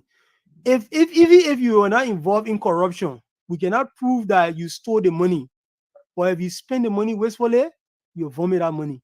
We probably won't prosecute you for corruption, because to prove a crime is a different issue. It's a high bar. But to prove that somebody did not perform their duty properly, that's a lower bar. We'll go after you for that, for wasting government resources. And there was a time in the country where people appointed to government position used to give bonds. They used to give financial bonds to the government to serve as guarantee. And I think there's a law. I will find out law next time we're on the show so I can read it to the public. People used to be required to provide bonds when they are sent to certain government positions. We probably need to reinstitute measures like that to put fear in people who would think they can just come into government, pillage the government, and do whatever they want to do, and they just go scot-free. We need to probably reintroduce that. Yeah, and I think that we need to do a research on the law that says that Samuel Tuah can hold people's salary. That doesn't seem to be adding up to me too much, but hopefully we'll find that law. And you guys, you the lawyer, Councilor Parker, you the lawyer here, you can help us with that. I will try to find that law. Yeah, Mwali, I smell corruption. I'm sorry. I'm smelling wastefulness, which I believe is a form of corruption or incompetency. And you made a good point here when you said, the reports the president he has been given to Liberians. Where is he getting it from if he wasn't getting performance reports? So can you speak on that, Mwali? Am I right to be thinking corruption happening here or incompetency? Something's happening. It's like money not been added up. When people want to be corrupt, they can be incompetent because in their mind they will hide behind the incompetence to make up for the corruption. I can bet some of those ministries, from the things that we've been seeing and hearing that are not reporting, one on that list will be Ministry of Health. Because I talk with health people, Dr. Francis, I did biology for my first degree. My intention was to go to the medical school. So most of my colleagues went there, they are now medical doctors, right? You talk to them, they complain. The hospitals they are working to, some of them are chief medical officers in counties. They don't get allotment easily. They don't get what is required for drugs, or even the little things like glove and stuff to check patients and all those kind of things. Another one I am thinking that also is now reporting is the Ministry of Public Works. Ministry of Public Works cannot even give a good report on the road form.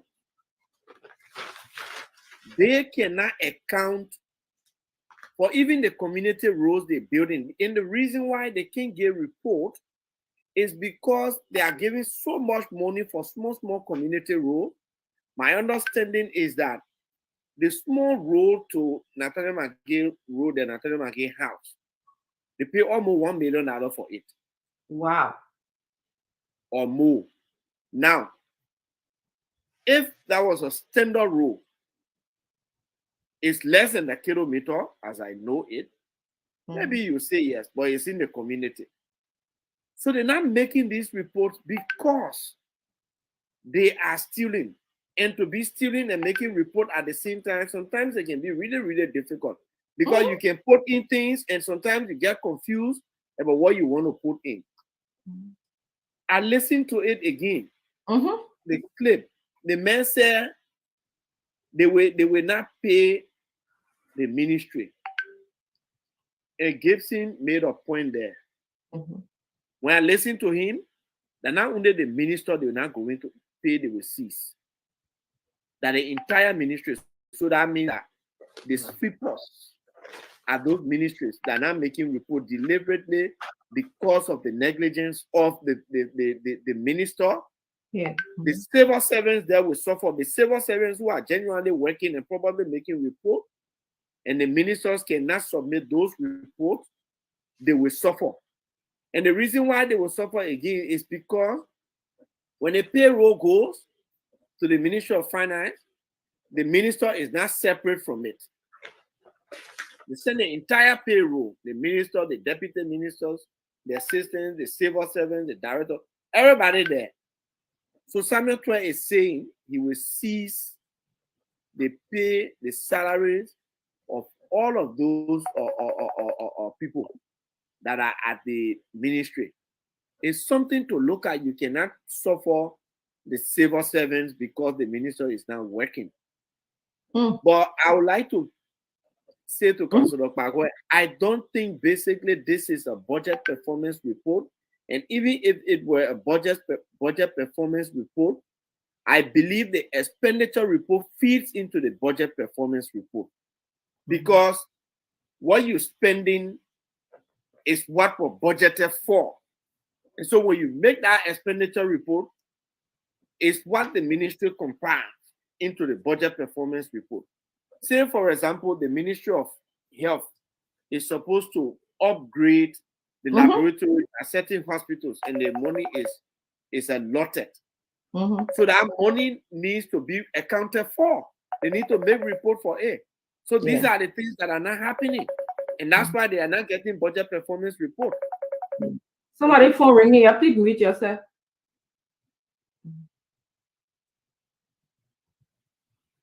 Go ahead, Mwali. You are speaking. Is that your phone? Yes, I was saying the expenditure report supposed to feed into that budget performance report, and the ministries are not making 40. He said 45% are almost 50%. Yeah. Of government there that are not making report. So these things are the ones that have helped to cripple this government. Thank you. Yeah. Yeah. So I'm smelling corruption. That's what I'm smelling. Okay. And it's a way to, dig hole, cover hole with the like rainbow money. And interestingly, sometimes I wonder that the people that give us money, are they not seeing what we are seeing? They continue to give us money. But again, let's have our final word on this matter, and then we'll definitely go to our next topic. Any final thoughts? We'll start with you, Mr. Cheru, and then go to Fargon, and then Mr. Parkour, and then Mwali. You mute that all? Unmute yourself. Recently, I watched a video in which the finance minister was praising the Ministry of Transport. And in that video, if I did get what he said, that the transport ministry had made 90% contribution to the national budget. So now he is crying that this is the time to start serious government. Now, those are the things that we need. I don't know why. How did he, when people are not making reports, how did he come up with that? Is still to be, to be told. We are still there to be told. How did he come up with the 90%? There's no way for us to believe that, because we don't have anything before, or there's nothing that we talk about expenditure report. If these expenditure reports are coming into the ministry will be able to transcribe them into the budget performance report. Because the budget performance report is a holistic report by the government giving to the legislature that, look, the budget you approve, this is what we did, this is what we used, this is what is left. So let's look at Agriculture Ministry, for example. If Agriculture Ministry is not making report, and we have not seen any practical project from the Agriculture Ministry for the past 5 years. I mean, guys, I'm all the way here, and I go to Liberia once in a while, but if you have any practical projects, anything that is practical from the Ministry of Agriculture, you let us know. They have not done it. They have been receiving budget for the time President Weah became president. What have they done with the money? That's where the expenditure report is very important. That's how we're going to know whether the Agriculture Ministry is working. Take the Internal Affairs Ministry, for example. Those days, we used to see the paramount chief used to get paid. And I was just reading right now, the government of Liberia is pending its approval to paying paramount chiefs and providing them. Let me go there, and they say they're going to provide them with salary, provide them with official government vehicle, and their salary for the chieftain administration. So I just visited Grand General recently. I was talking to the paramount chief, and he doesn't even have a bicycle. I don't know how these things are said on the national scene and they are not transmitted on the local scene.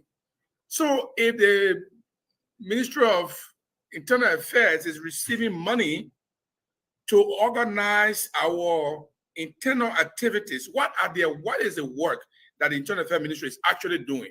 The expenditure report will be able to outline those items that they have expended the government funds on.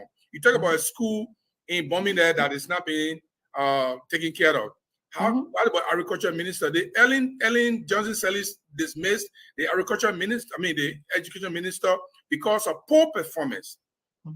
So are we going to see something like that with the Minister of Education not being able to, first of all, not making expenditure report? Then there are institutions of government that are under his care, that are dilapidated, they are not being taken care of, but yet still he claims to be an education minister. Those are things we need to be looking at. So it is unfortunate that Samuel Tuah now is becoming serious 4 months to the election, and now they are ready for serious government for the past 5 years. I don't know why they didn't institute that. They should have started a long time.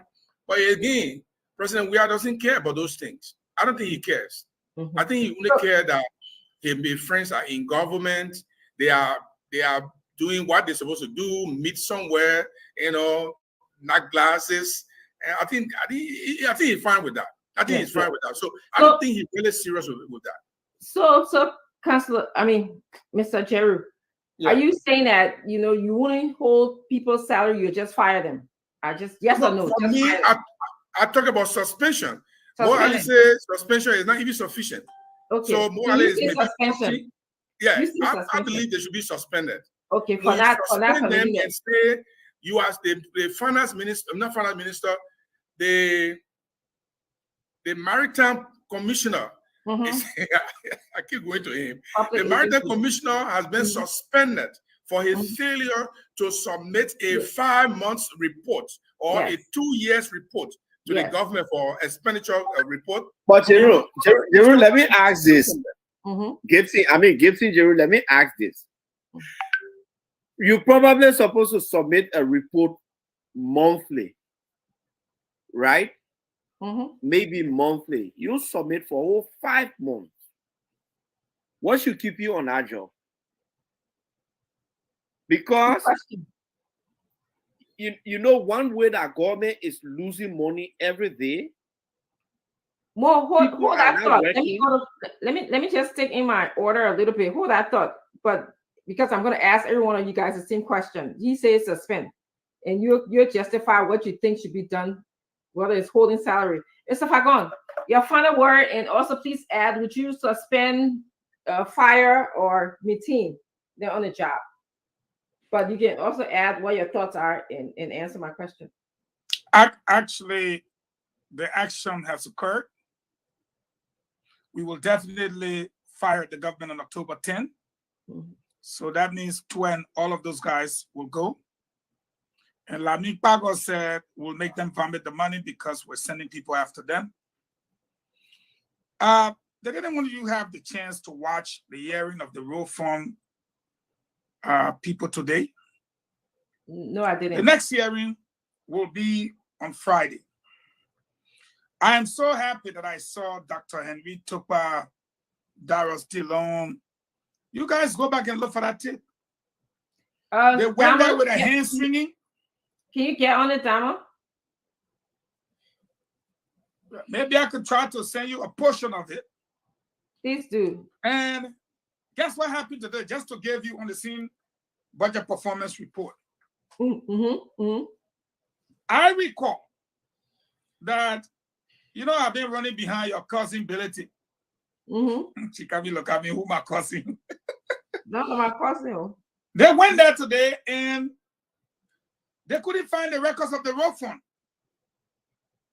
Dr. Francis said, I'm a professor at this college. You go in front of the University Senate, they ask you for this, I get it. They ask you for this, I get it. Something fishy was there. It will interest you to note that the officer in charge, who is now before the Senate, when asked about the road fund, said her deputy did not turn over to her. That was a big lie. I watched the program live of the turning over ceremony. I watched it, right, Jeru? We watched the turn over ceremony. But and lying to the Senate is perjury. But she said the guy did not turn over to her. Interestingly today, Dr. Francine, guess what kind of document they asked for from the LRA 2? They sent for the LRA to print out a document. LRA said they can't find it. Wow. $20 million is gone missing. And Belete Company, the Shrinex, according to the officer in charge, they were there today. When I said that thing here, they said they won't bust my head. Owes $5.9 million. Here is the interesting thing that happened today. Like Mo is saying, like we are saying, those are also play around government. It is captured in the budget that is submitted. So if that money is not paid, it means we have a what? Budget shortfall. Would we be able to, would two be able to stay in front of you and say, oh, hey, the performance report, what performance report? LRA is supposed to tell you why streamers have not paid. The report was ended out in 2023, the same year. The money owed is 5.9 million. That's just Streamex. What about the other people? Now they're supposed to go back on Friday. If I were there, I would just run away, and I'm forced to go there. I will run away and just sit down to my house. Because how do you defend such a thing over the years? And then we kind of worried, and we are sitting here discussing budget performance report. How will the budget perform when just today, hours ago, LRA run away, they get no document. The other person say they maintain over note to them, so they cannot account for it. And we already projected it into our national budget. So definitely, since we don't know where it's coming from, no document for it, it's gone missing. That ends the story here tonight about the budget performance report and 12 allegations of other people not reporting to him.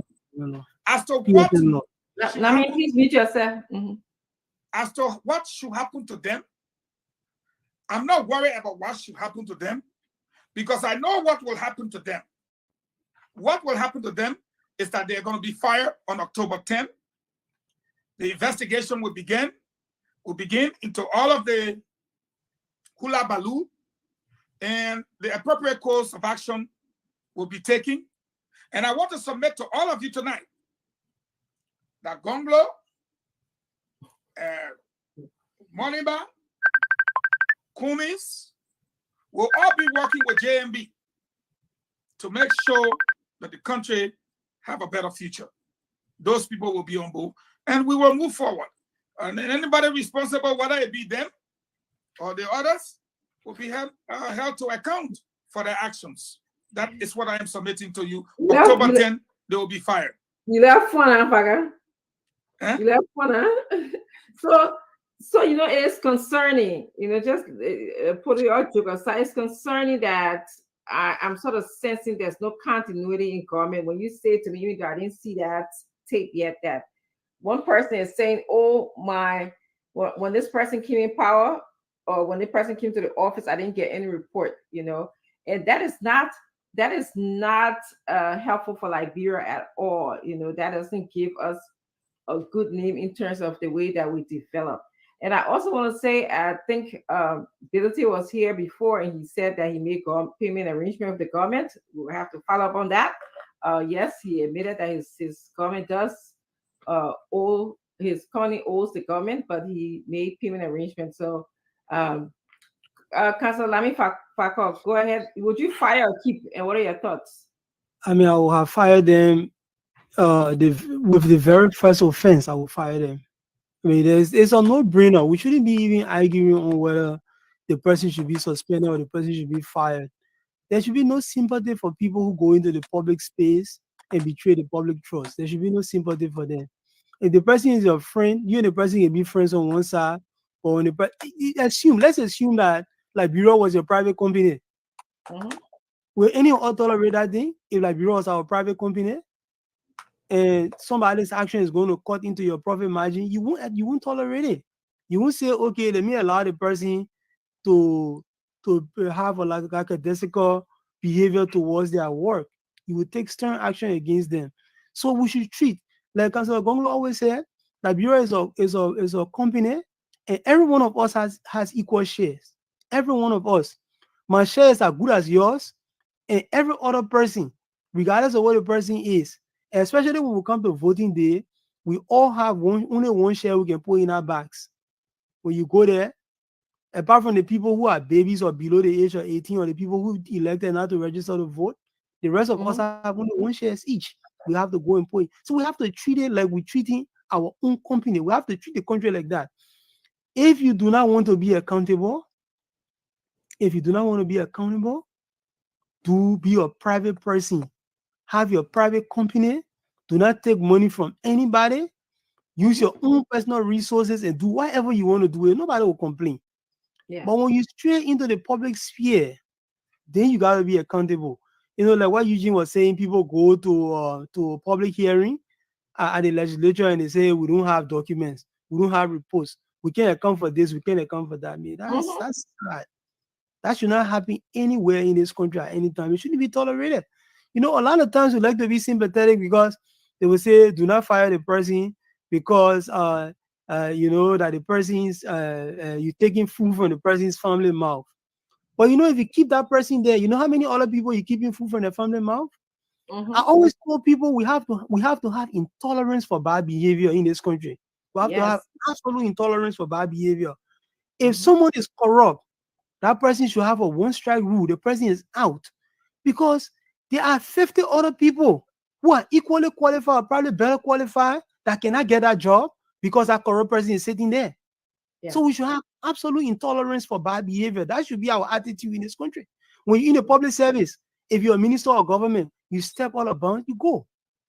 We got 20,000 other people who can be minister, probably better qualified than you or equally competent like you. So that's the attitude we should have. That's the attitude. Wow. So for me, first strike, it will be a one-strike rule. Okay. Dr. Richardson, I just have information to share. Yeah, hold on 1 second. Falcon was talking. Okay. No, the stuff roll on the screen, and that came from. That's what you want to share, right? The Public Finance Management Regulations. That's the Public Finance Management Act of 2009. You guys were asking what law. So if you go and read the Public Finance Management Act of 2009, there is a portion there that outlines the powers and the functions of the finance minister. There you see some of that is section C.2, responsibilities and authority of the minister. Talking about the finance minister, you read all of the functions and responsibilities of the finance minister, including formulating policies to make sure those who are entrusted with public funds do report their actions or inactions. So you can check that act of 2009 There was just information I decided to share because you asked about the law, and I So want to. in that act, it says that he can hold people salary for says not. He can come up with actions. He can come up with policies to make sure people are accountable for public funds that are given to them. So he is coming out that his action is to said. hold people. So if the law gave him the authority to make secondary legislation, because that's what it's called. If the legislature, because the legislature passes the primary legislation, and then they gave you authority to make regulations or executive orders, or not executive orders, because that's the president's prerogative, or what they call whatever directives and all that kind of stuff. They are secondary legislation. So, but what Twe said, says the law said I should do this. He didn't say the law said I should make rules. So if the law policy. To make rules or policies, then it means that, but the law will not give him rule to make policy like that. Law will not give him that kind of authority. That because I mean you can't delegate that kind of authority to say one minister can treat another minister like his houseboy. You can't delegate that kind of authority. So this is count 9, as you said. The minister shall coordinate, supervise, and monitor the management of government financial and physical assets and liabilities, including donations and loans. The minister shall also ensure adequacy of internal control, internal audit system while consulting the Auditor General when considered necessary. There are other counts that are there. So it's long, it's quite long. There are several counts. The specific count that says you can withhold people's salary. We need to find out because when you are making reference to reading through this, that one not there. Leave it, it's not there. Okay, when you find out one that say he can hold people's salary, please let me know that the one I'm interested in. But I hear the one that say he can make rules, he can make policy and stuff like that. Yeah. But Moali, take us home on this subject matter, and then we'll go to our second subject before we go to the phone lines. Since this is embroiled into corruption, I'd like to begin by this, ending from where Fagon started on the issue of the raw funds. And I was saying, I bet the Ministry of Public Works is one of those that is not making reports, as even evidenced by the officer in charge saying that there was no turnover note to her, because the raw funds is one of the major things, and that was what was being investigated today. They're not making report. So, for example, from 2016 to 2018 or so, about 27 million, because all petroleum importers were paying to Mr. Bidity, my friend, Tank Farm. About 27 million was collected. All were now reported, about 20 million of that. And guess what? When the government talked about it, they ran to the justice in chamber at the time. And I'm bringing this background because this was one of the reasons for which Justice Janneh was impeached. They ran to Justice Janneh, and he put a stay order on the entire process. That was one of the reasons why he was impeached, because that raw fund thing, his ruling on the raw fund, and then some land issue, blah, blah, blah. So you can see how far and how dangerous this raw fund issue became, or how far it went, to the extent that a sitting Associate Justice of the Supreme Court was impeached. Samuel Twe, who when he took over, also connived to take some of the raw funds. They took it under the canopy of the one-pay civil servants, even though they say the budget is overly performing revenue collection. These are some of the reasons why the Ministry of Public Works will not report. And like I said, I would be surprised if they give the next government a turnover note. Because if one minister is turning over from the public works to an officer in charge, and the officer in charge is claiming that there was no turnover note, so how are they continuing with road projects that are under the Ministry of Public Works? How are they continuing with infrastructure projects that are under the Ministry of Public Works? How are they, in fact, continuing with payment of debts to contractors when there were no turnover notes to haul? So one person is lying there. It's either the outgoing, the person that turned over the minister, then turned over the note, but there's a whole lot of loopholes in it. And this current minister or this current officer in charge does not want it exposed, or the turnover note is just not there. Either is true. And to the question of what will I do? Look, if you were given money as a minister or as a ministry and you are overseeing the ministry and you cannot report, it means that there is no performance. Nobody should be to any working place if you are not performing. All of us here work in the private entity, in private sector. The moment more coming in, you worry about your report. Yes. And that should be no different for government. Because in government, every one of us here contribute. Everybody in the country pay tax. Even the baby that is born today, when you go buy milk for that baby, they pay tax on it. This time, in fact, you go to a restaurant, they do it there in America now. The tax is there different.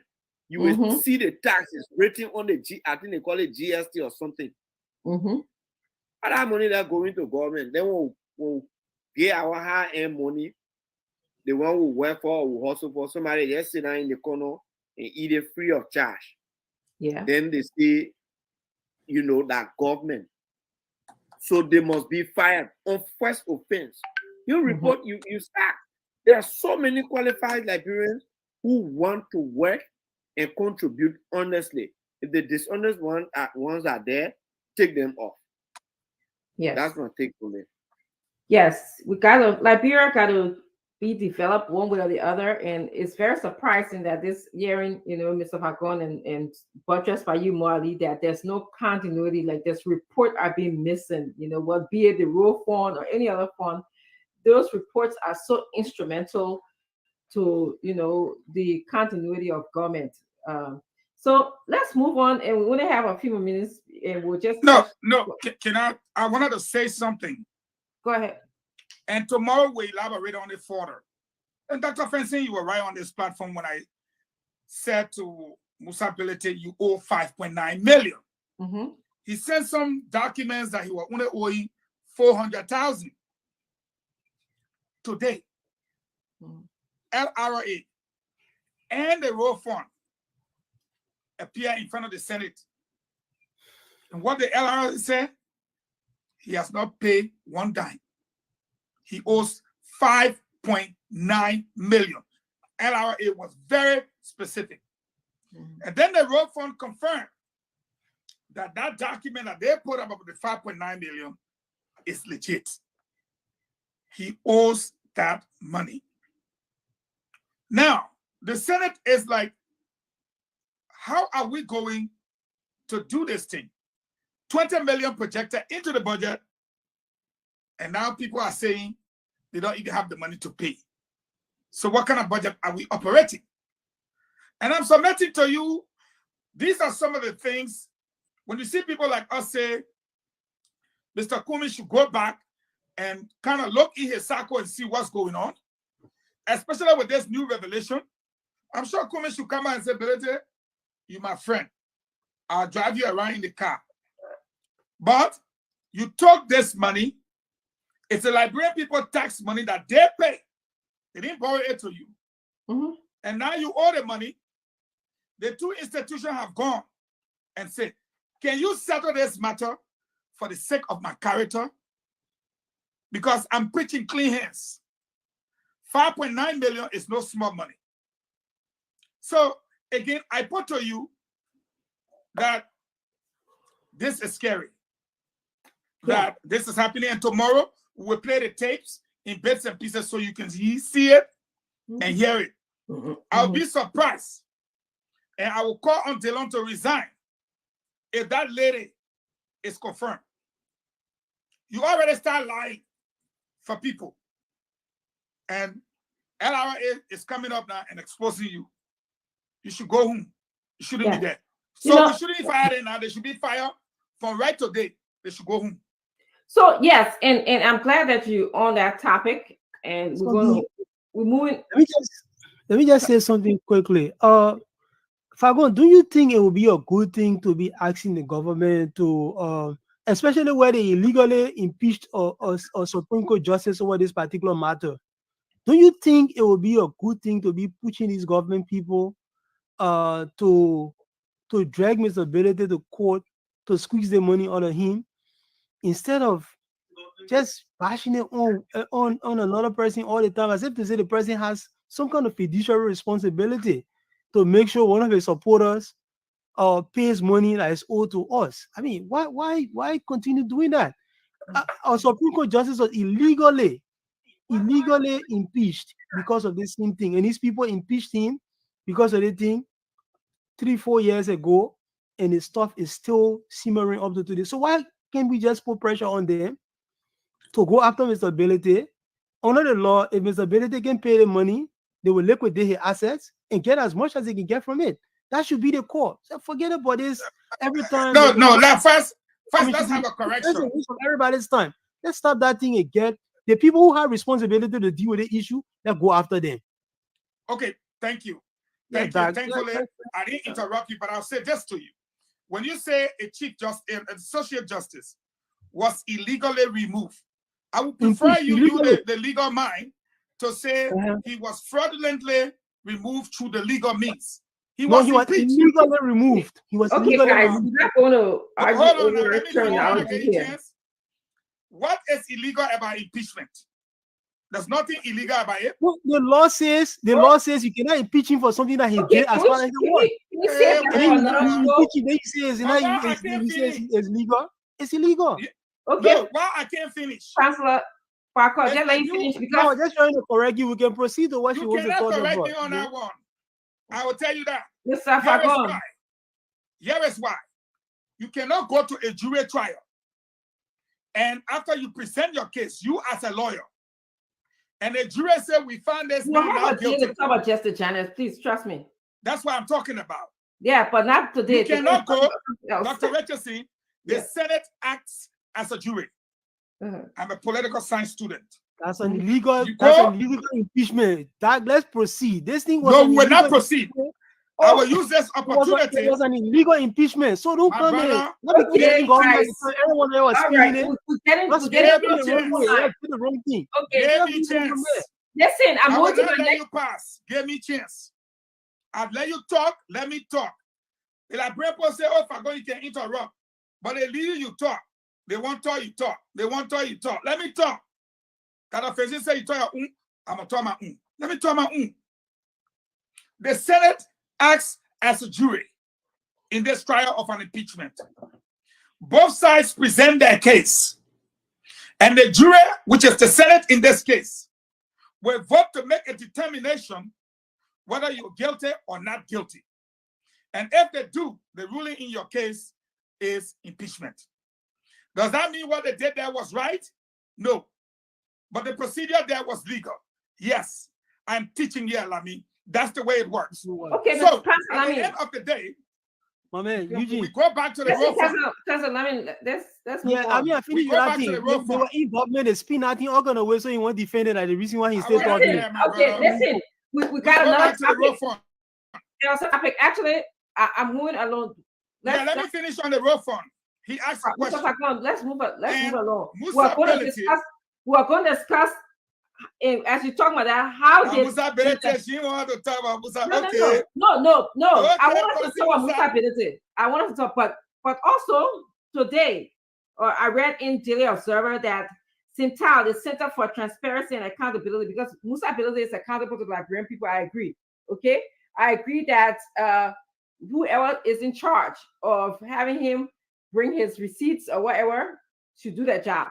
Likewise, the same thing. I agree that Senator Kuhn, Jeremiah Kuhn, in the paper says he had his private hospital in the national budget. That is the same, almost very close to the same matter. All right. No, it is not close. Okay. Here is why it's not closed, because the senator was sitting here when a gentleman called and said, "You owe me money, 2,000. You forgot that issue? The gentleman called and said, Senator Coon owe him 2,005. That in the Daily Observer, it says. Now, why I come into the Daily Observer? Okay, come. And Senator Coon said, "No, I built the hospital and turned it over to the government." Do we have paper to show that? That was what the argument that was made. Let me finish now. Yes, finish. Let me finish. Whatever the government does with our hospital, I have nothing to do with it. I built it and I turned it over to the government. I am submitting to you, madam, that when you build something and turn it over to the government for the government, it's for the government.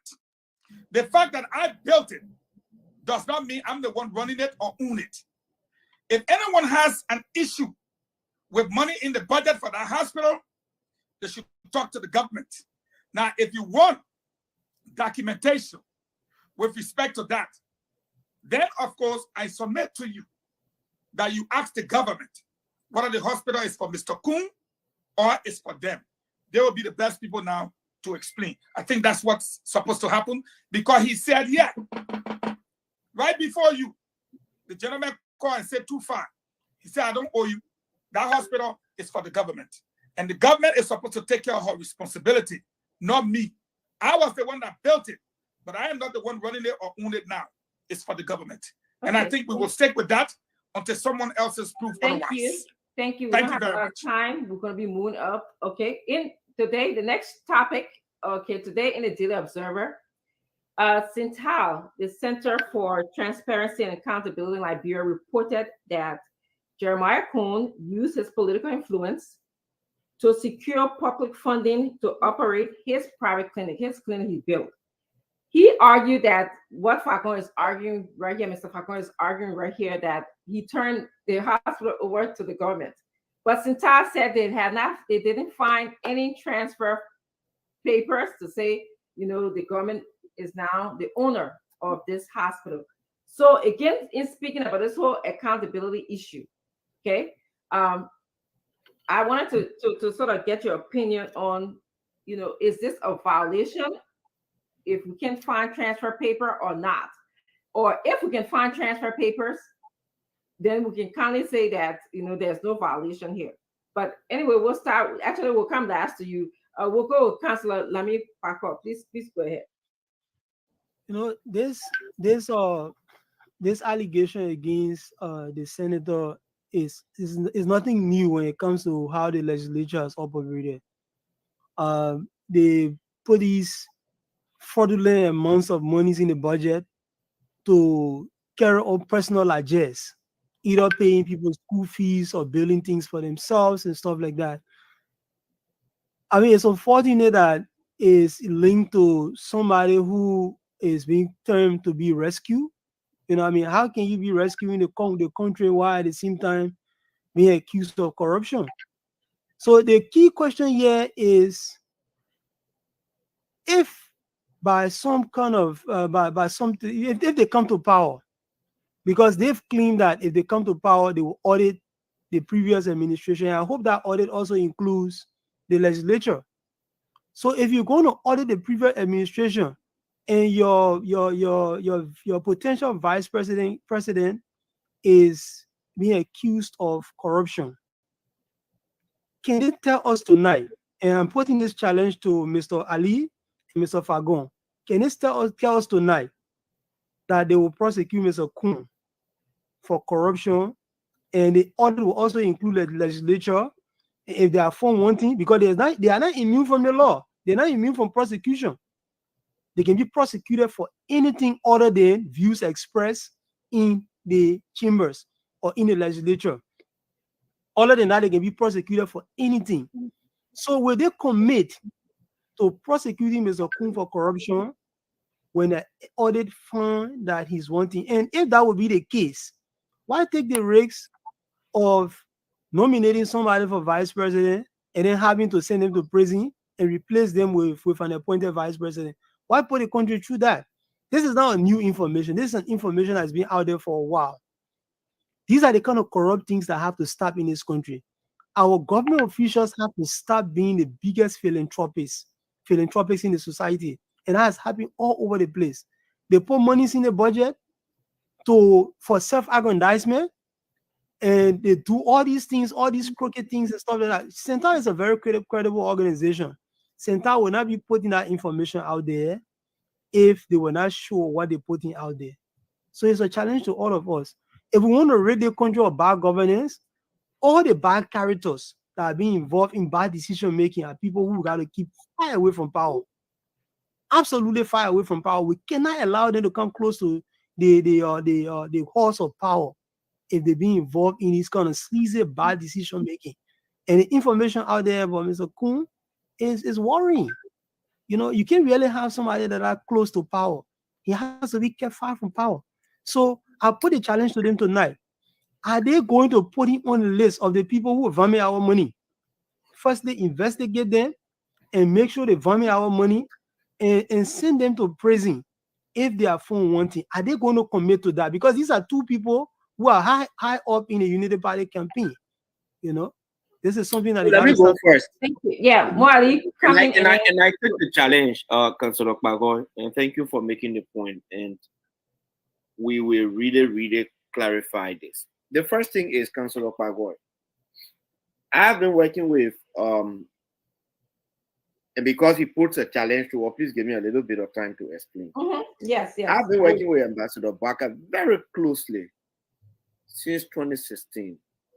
And I know his stance on corruption and the meticulous way in which he goes about to make decisions. When the entire country was crying, oh, Joseph Baka, when you need me, you're running mate, this and that. It's not like there were not options available. There were options available. Many options. But Joseph Boakai and every one of us had to investigate all of the options available to ensure that they were not stained with these kind of corrupt allegations. And like you said, the Centaur thing, which you term as quote unquote credible, is now a new thing. I think that report came out somewhere in 2021, but it had been started to work on since 2019 or this and that. And so we did every background investigation into this particular matter, into Honorable Kun, and he has absolutely no wrongdoing in it. It was one of the bases on which Ambassador Baka depended to select it. Now, let me come to the hospital. When Senator Kun got built where they have as Jackie Hotel, when he bought it, his intent was to make it a hospital. And the Ministry of Health went and what do I want to say, assessed the facilities, and they told him, this facility does not pass for a hospital. That's how he sold the facility, that is Jackie Hotel today in Ganta, to Mr. Floyd Toma, a businessman. The money he got from there, his private money, that not my money, that not government like money, that not my pa money, that not my mom money. He took his private money and constructed a 116-bedroom hospital. When he constructed the hospital, he invited Madam Salif early 2016 to go and inspect the hospital. Madam Salif went there on an inspection tour, inspected the hospital, and invited the Ministry of Health. Ministry of Health went and inspected the hospital and qualified it. What happened?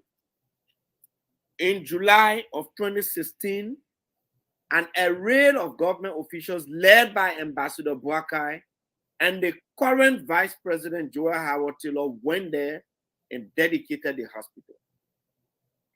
It was not even run by then in his own name or collected a nickel or dime. What they did, they set up a foundation which ran the hospital from June 2016 to June 2019. And the proceeds from that hospital was reinvested into the hospital because it had no government funding at the time. Senator Kun did not take a nickel or a dime from that hospital. It was running under a foundation. And in June 2019, check the budget. June of 2019, the hospital was officially turned over to the government of Liberia. So the foundation which was set up to run the hospital washed its hand off it. Since then, it has been run by the Ministry of Health. Now, let me come to your very credible center. The guy who wrote that report, Senator Kun, protested against that report to the now head of LRA, Nado, Thomas Dona. Why? This guy, Miame, who spearheaded the writing of that report, vigorously campaigned for the sister of your standard bearer, Edith Gonglo Ware, who is the sister of Tiawan Gonglo. This guy was one of his campaign managers in the 2020 senatorial race. And because we who were supporting Edith at the time, we did not emerge as winner, this guy, Miame, still thought that I could get at Senator Kun. And when Dona left center and left him in charge, Miame thought he could bring some political auditing. So this is all about the politics, because the sister of your political leader, your standard bearer, who was our enemy in fact, was defeated. This Miame guy did not take the defeat lightly. Now the challenge is back to you, Councillor Pagoy, and to Center, to prove on the contrary that since the construction of this hospital, that Senator Kun has reaped a nickel from there. If it is, Senator Kun will resign as Vice Standard Bearer of the Unity Party. I challenge you. It is an open challenge. And I'll tell you, guys. You are still low. Coming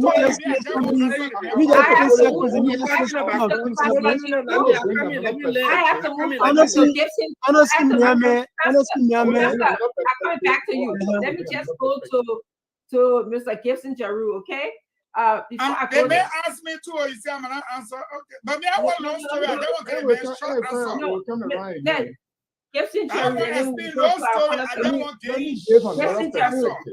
Jaru, and I'm also looking to see the publication of the transfer paper that was since the hospital was officially transferred to the government, as Mwali said. It would be nice to have that documentation. But go ahead, Gibson Jaru. First of all, I will take another perspective.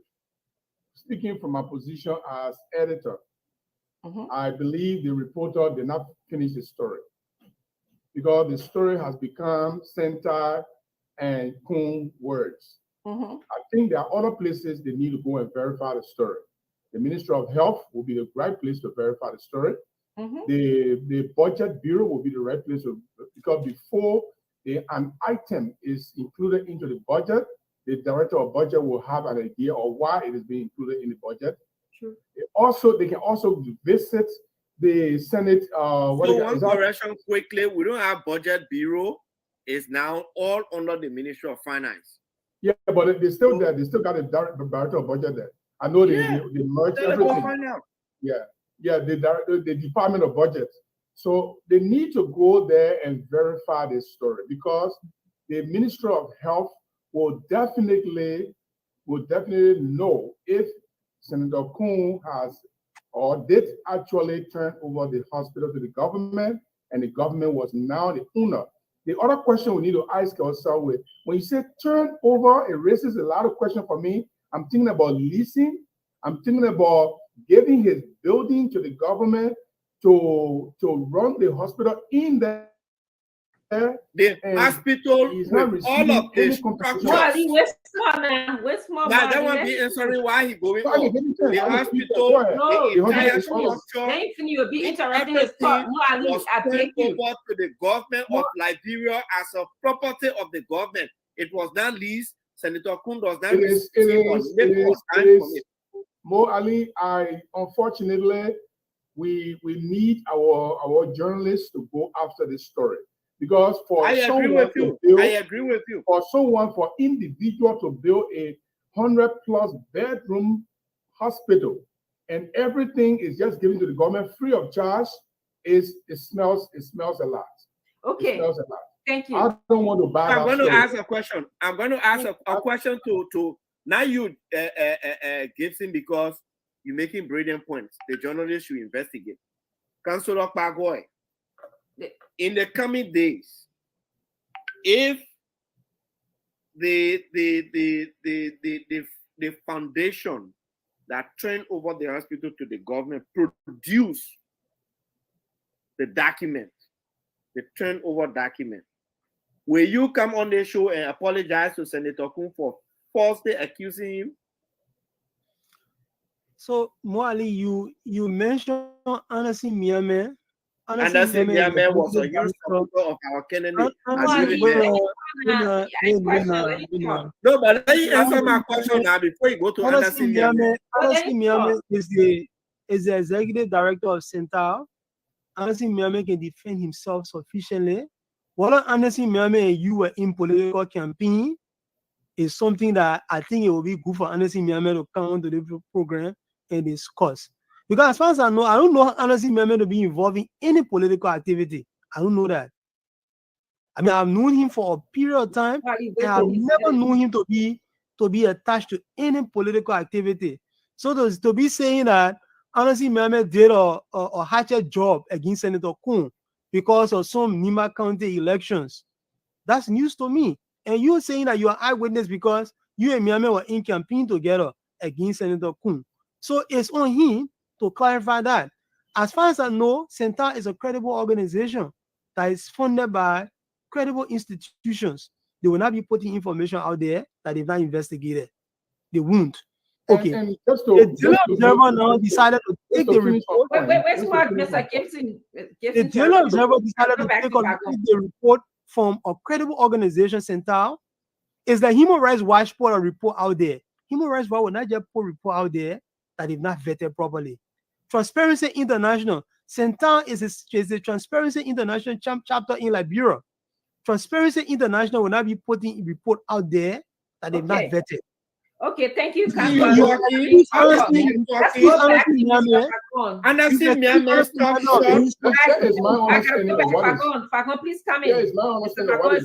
in, and then you guys say it in your closing statement. Say what you have to say for your closing statement.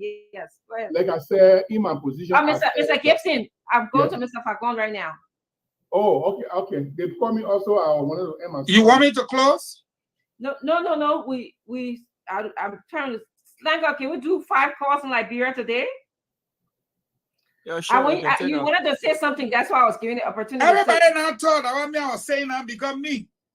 I got one old man. She say now in New Jersey, she has warned me that if I interrupt anybody, she will slap me. Now why you see me here quiet today? All the whole week I've been good. I want to say part of the reason why I don't know if my learned friend Councillor Kpagoe will help Gonglo. I try to restrain myself as much as possible. But sometimes, I try to restrain myself from his candidate compared to what he does to my candidates. That's the point I'm trying to make. And here is what I say so. Your government did not build the big hospital that you see there. This man sold his privately owned Jackie Hotel, which is the biggest in Nimba. Took his 2.5 million and built a hospital for his people. Your candidate is from Nimba. Has he built an OSA toilet? Okay. That's what. So are you finished? No. Okay. No. All right. Okay. No. Please. You want to argue that government put money into this main hospital. Government subsidizes Cottington. Government subsidizes the one in Bong. Government subsidizes many areas in the interest. Even private hospitals are coming in the interest of our citizens. But this man turned his hospital over, came on this platform, not even rent. The government does not pay him rent. He does not even know how the hospital operates. It's strictly government business. This is his hard 2.5 million he sweat for. Your candidate like him is from Nimba. Have your candidate built small outside toilet for the people in the market? Okay. So no, wait. You can't say okay. So I go to the full lines, number one, and then number two gotta close. I haven't even finished my point, and they went to. Your friend said, okay. Hold on. Your friend said that Santel. I wanted to finish my point because I didn't finish my point. When you finish your point, let him finish. Okay. Your friend said Santel is like Transparency International. Do you see? Like it is. It's not like it is. Thank you for the correction. I will give it to you. Do you see Transparency International supporting a candidate in any country or politically involved in any country? You got 30 seconds. Because of conflict of interest. When 30 seconds. you support a candidate, you are much more inclined to put down another candidate against that candidate. Okay, thank you. So your credibility there is lost, and the argument of Santel being credible no longer holds Mr. water. Mr. Macron, It is politically tainted. Mr. Gibson, Jeru, finish the thought. Let me finish my thought. I want to thank Senator Kuhn for building a hospital, $2.5 million US Mr. Fagon, and giving it to the people of Liberia. Thank you, sir. Let me respond to that. First of all, I will start with your last assertion about Councillor Gonglo not making any contribution to his people, which I don't know. When people are talking about contribution, my problem always is, are they talking about physical structure or something intellectual? Man, I talk about smart market. Councillor Gonglo, apart from the fact, you know that what you want to talk about, I'm trying to correct you, so listen to him. I want a small toilet. Listen, I gotta do your closing. Apart from the fact that Councillor Gonglo has contributed to the nation building, the intellectual capacity, and everything else put together. Let me just tell you, you are behind of Vice President Boakai. What does Vice President Boakai have? He got a chicken house in Lofa. What does he do? I will make you apologize. No, I think it's an intellectual question. It's an intellectual question. It's not for you to answer. No, it's an intellectual question. Guys, I have to end this conversation. It's an intellectual question. I have to end this conversation. Okay, intellectual question. Diamond Center, if you look at VP Boakai, all the millions of dollars you receive while you were vice president, you got nothing to show for it. You see, that one intellectual question, an intellectual statement again. No, that question. Councillor Gonglo is one of the very Diamond, you please come on, Diamond. Let's go to the full line for five questions. Let's hear from Liberian people. You talk about Diamond, you come in? I like my man Jesse. Let me hear out Dr. Reggie. I just in the background listening to your, do your thing. Yeah. Are we able to get at least 5 calls? No problem. Today we talk about no report, no salary, and then we talk about accountability issue under the hospital that Mr. Kuhn built, and then of course, Fagon is arguing about NFA funds. Okay, so the numbers to call, the local numbers to call: 0777 77 1075 0555 1075. Those are the numbers to call. Hello. Good evening to you, sir. Let's hear you out. 1 minute, please, quickly. Thank you. My name is Peter S. Mato. and I do join you from Banner State to be precise. Look, I listen to your panelists, and I want thing. Let me say this. The development that was carried on by our past president, and Jeremiah Quinn. I think I see it to be something like all of it to see it to be, to be like it's long. The 2.5 million investment they through the hospital, I think it's something I'm welcoming. I don't see for government to come saying that government saying that they're in it. And the man who's that project, and you all right, look at Tomo Para, anyway, our concept project. Look at the university that is built. Look at the institutions that is built all around. So what Jeremiah people is put down the hospital that will benefit the entire Okay, all right, sir. Thank you for your input. We take this next person here. Hello. Hello, this phone. Yeah, you live on Spoon. Go ahead, please. Okay, my first time calling this Gabriel Conto calling from the Sogabia. Go ahead, first time caller, Gabriel. We hope you keep calling. I want to listen to you about other call, but I was too confused to call today. The first thing I want to tell the councillor and the councillor who's your Councillor Pagoy, please be respectful of personalities. Nothing about the president was in Allah. But I have a very big school and a very big house in Dubai. That's the notion they can around what can I do? Okay. But coming 2010, they will see Boga victory. So they can forget about it. Thank you. Thank you as well. He sounded quite hyped up. Yeah. Let's get this person. Hello. Now, Pago made it man fair. That's it. I'll call before, but you walk on screen. Hello. Hello. Let's hear you out, please. Okay. Let me send greetings to all the panelists on show tonight. I'm a son of Nima County. But if you can respect Honorable Yerubin Johnson before the 2020 elections, make a change there.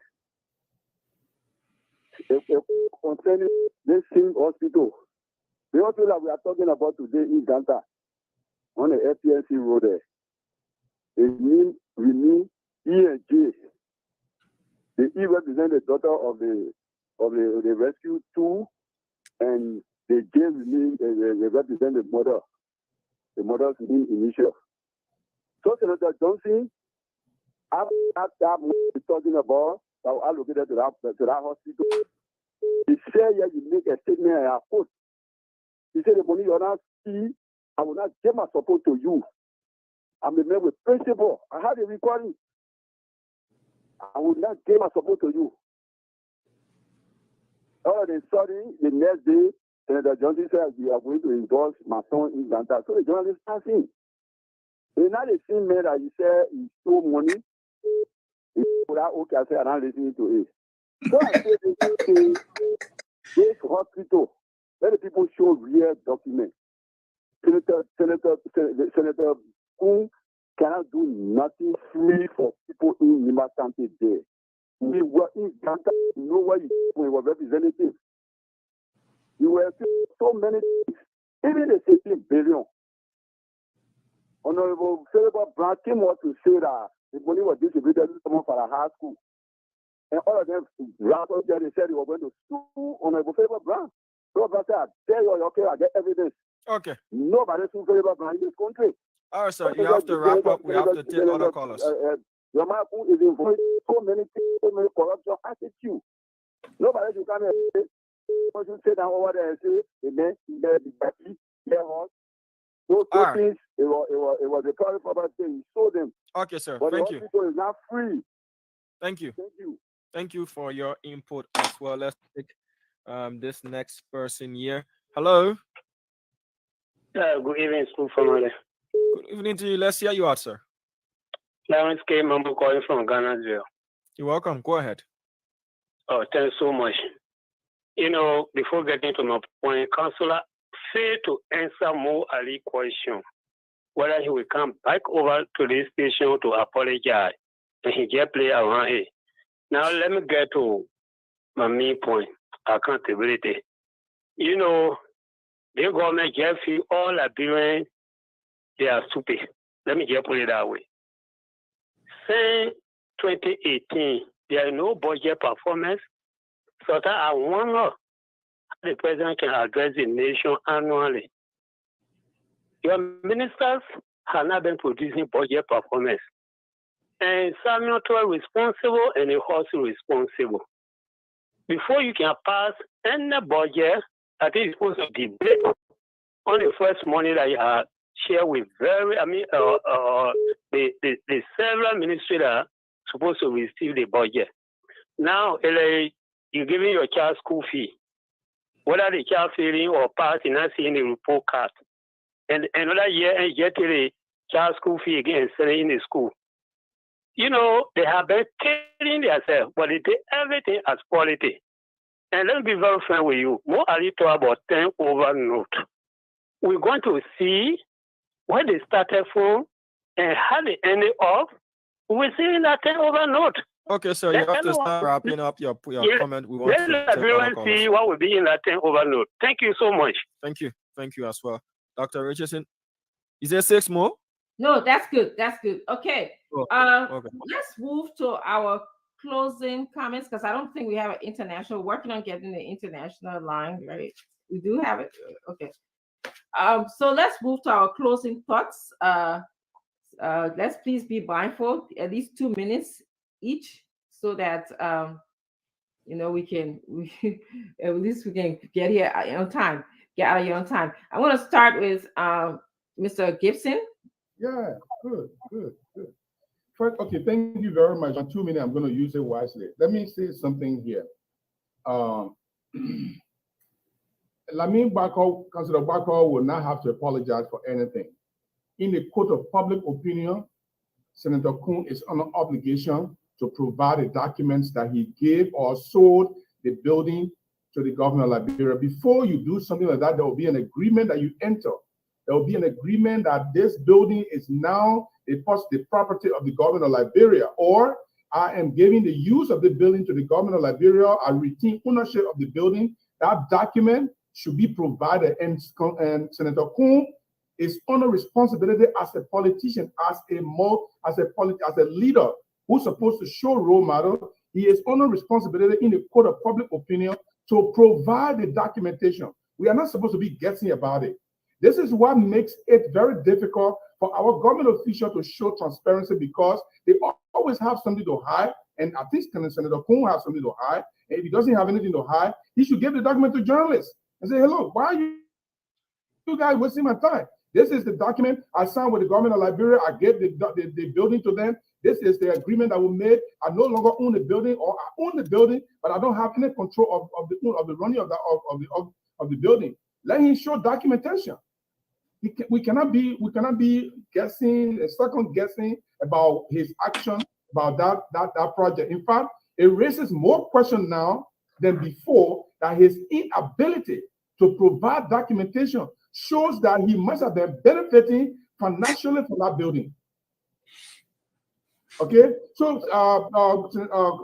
Councillor Bako has nothing to apologize for.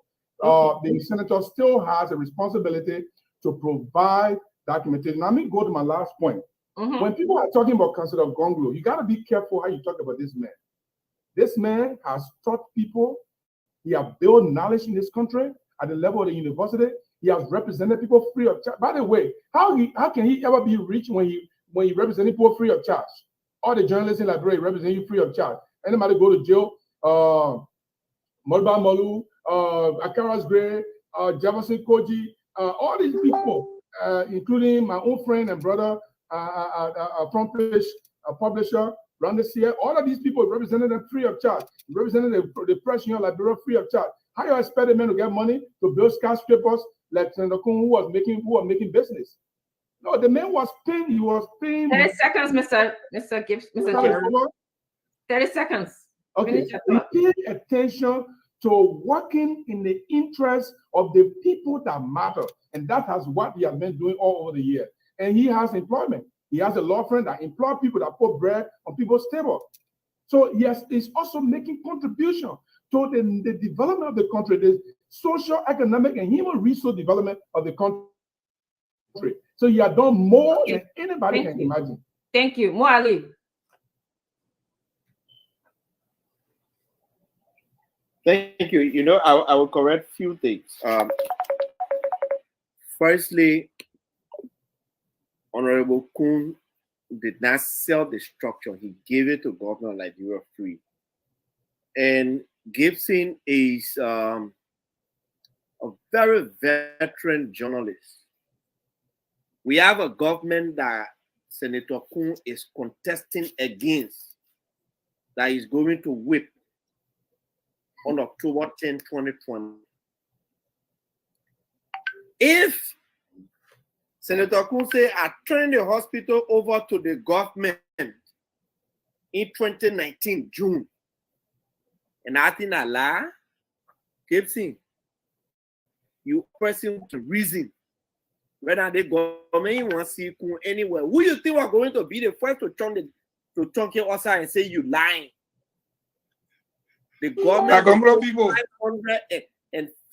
$550,000 in the budget for the hospital that is owned by Kun, who is an opposition figure running to unseat them. That hospital is the only government hospital in Ganta.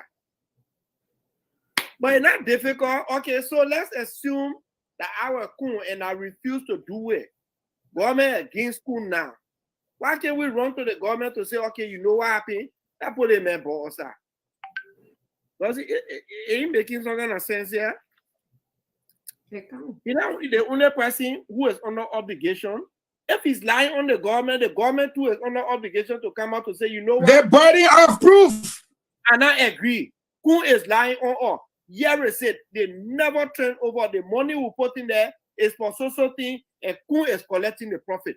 That the government come on and dispute what Kun has said, that he turned it over to them. So there is nobody second guessing here. It's simple that two sides to this thing. Kun has said on this show, I turned it over to the government. Since that time, it's more than 1 month. Let the government come on and prove Kun wrong if he didn't do it. So I will end up on this note. We're talking about corruption.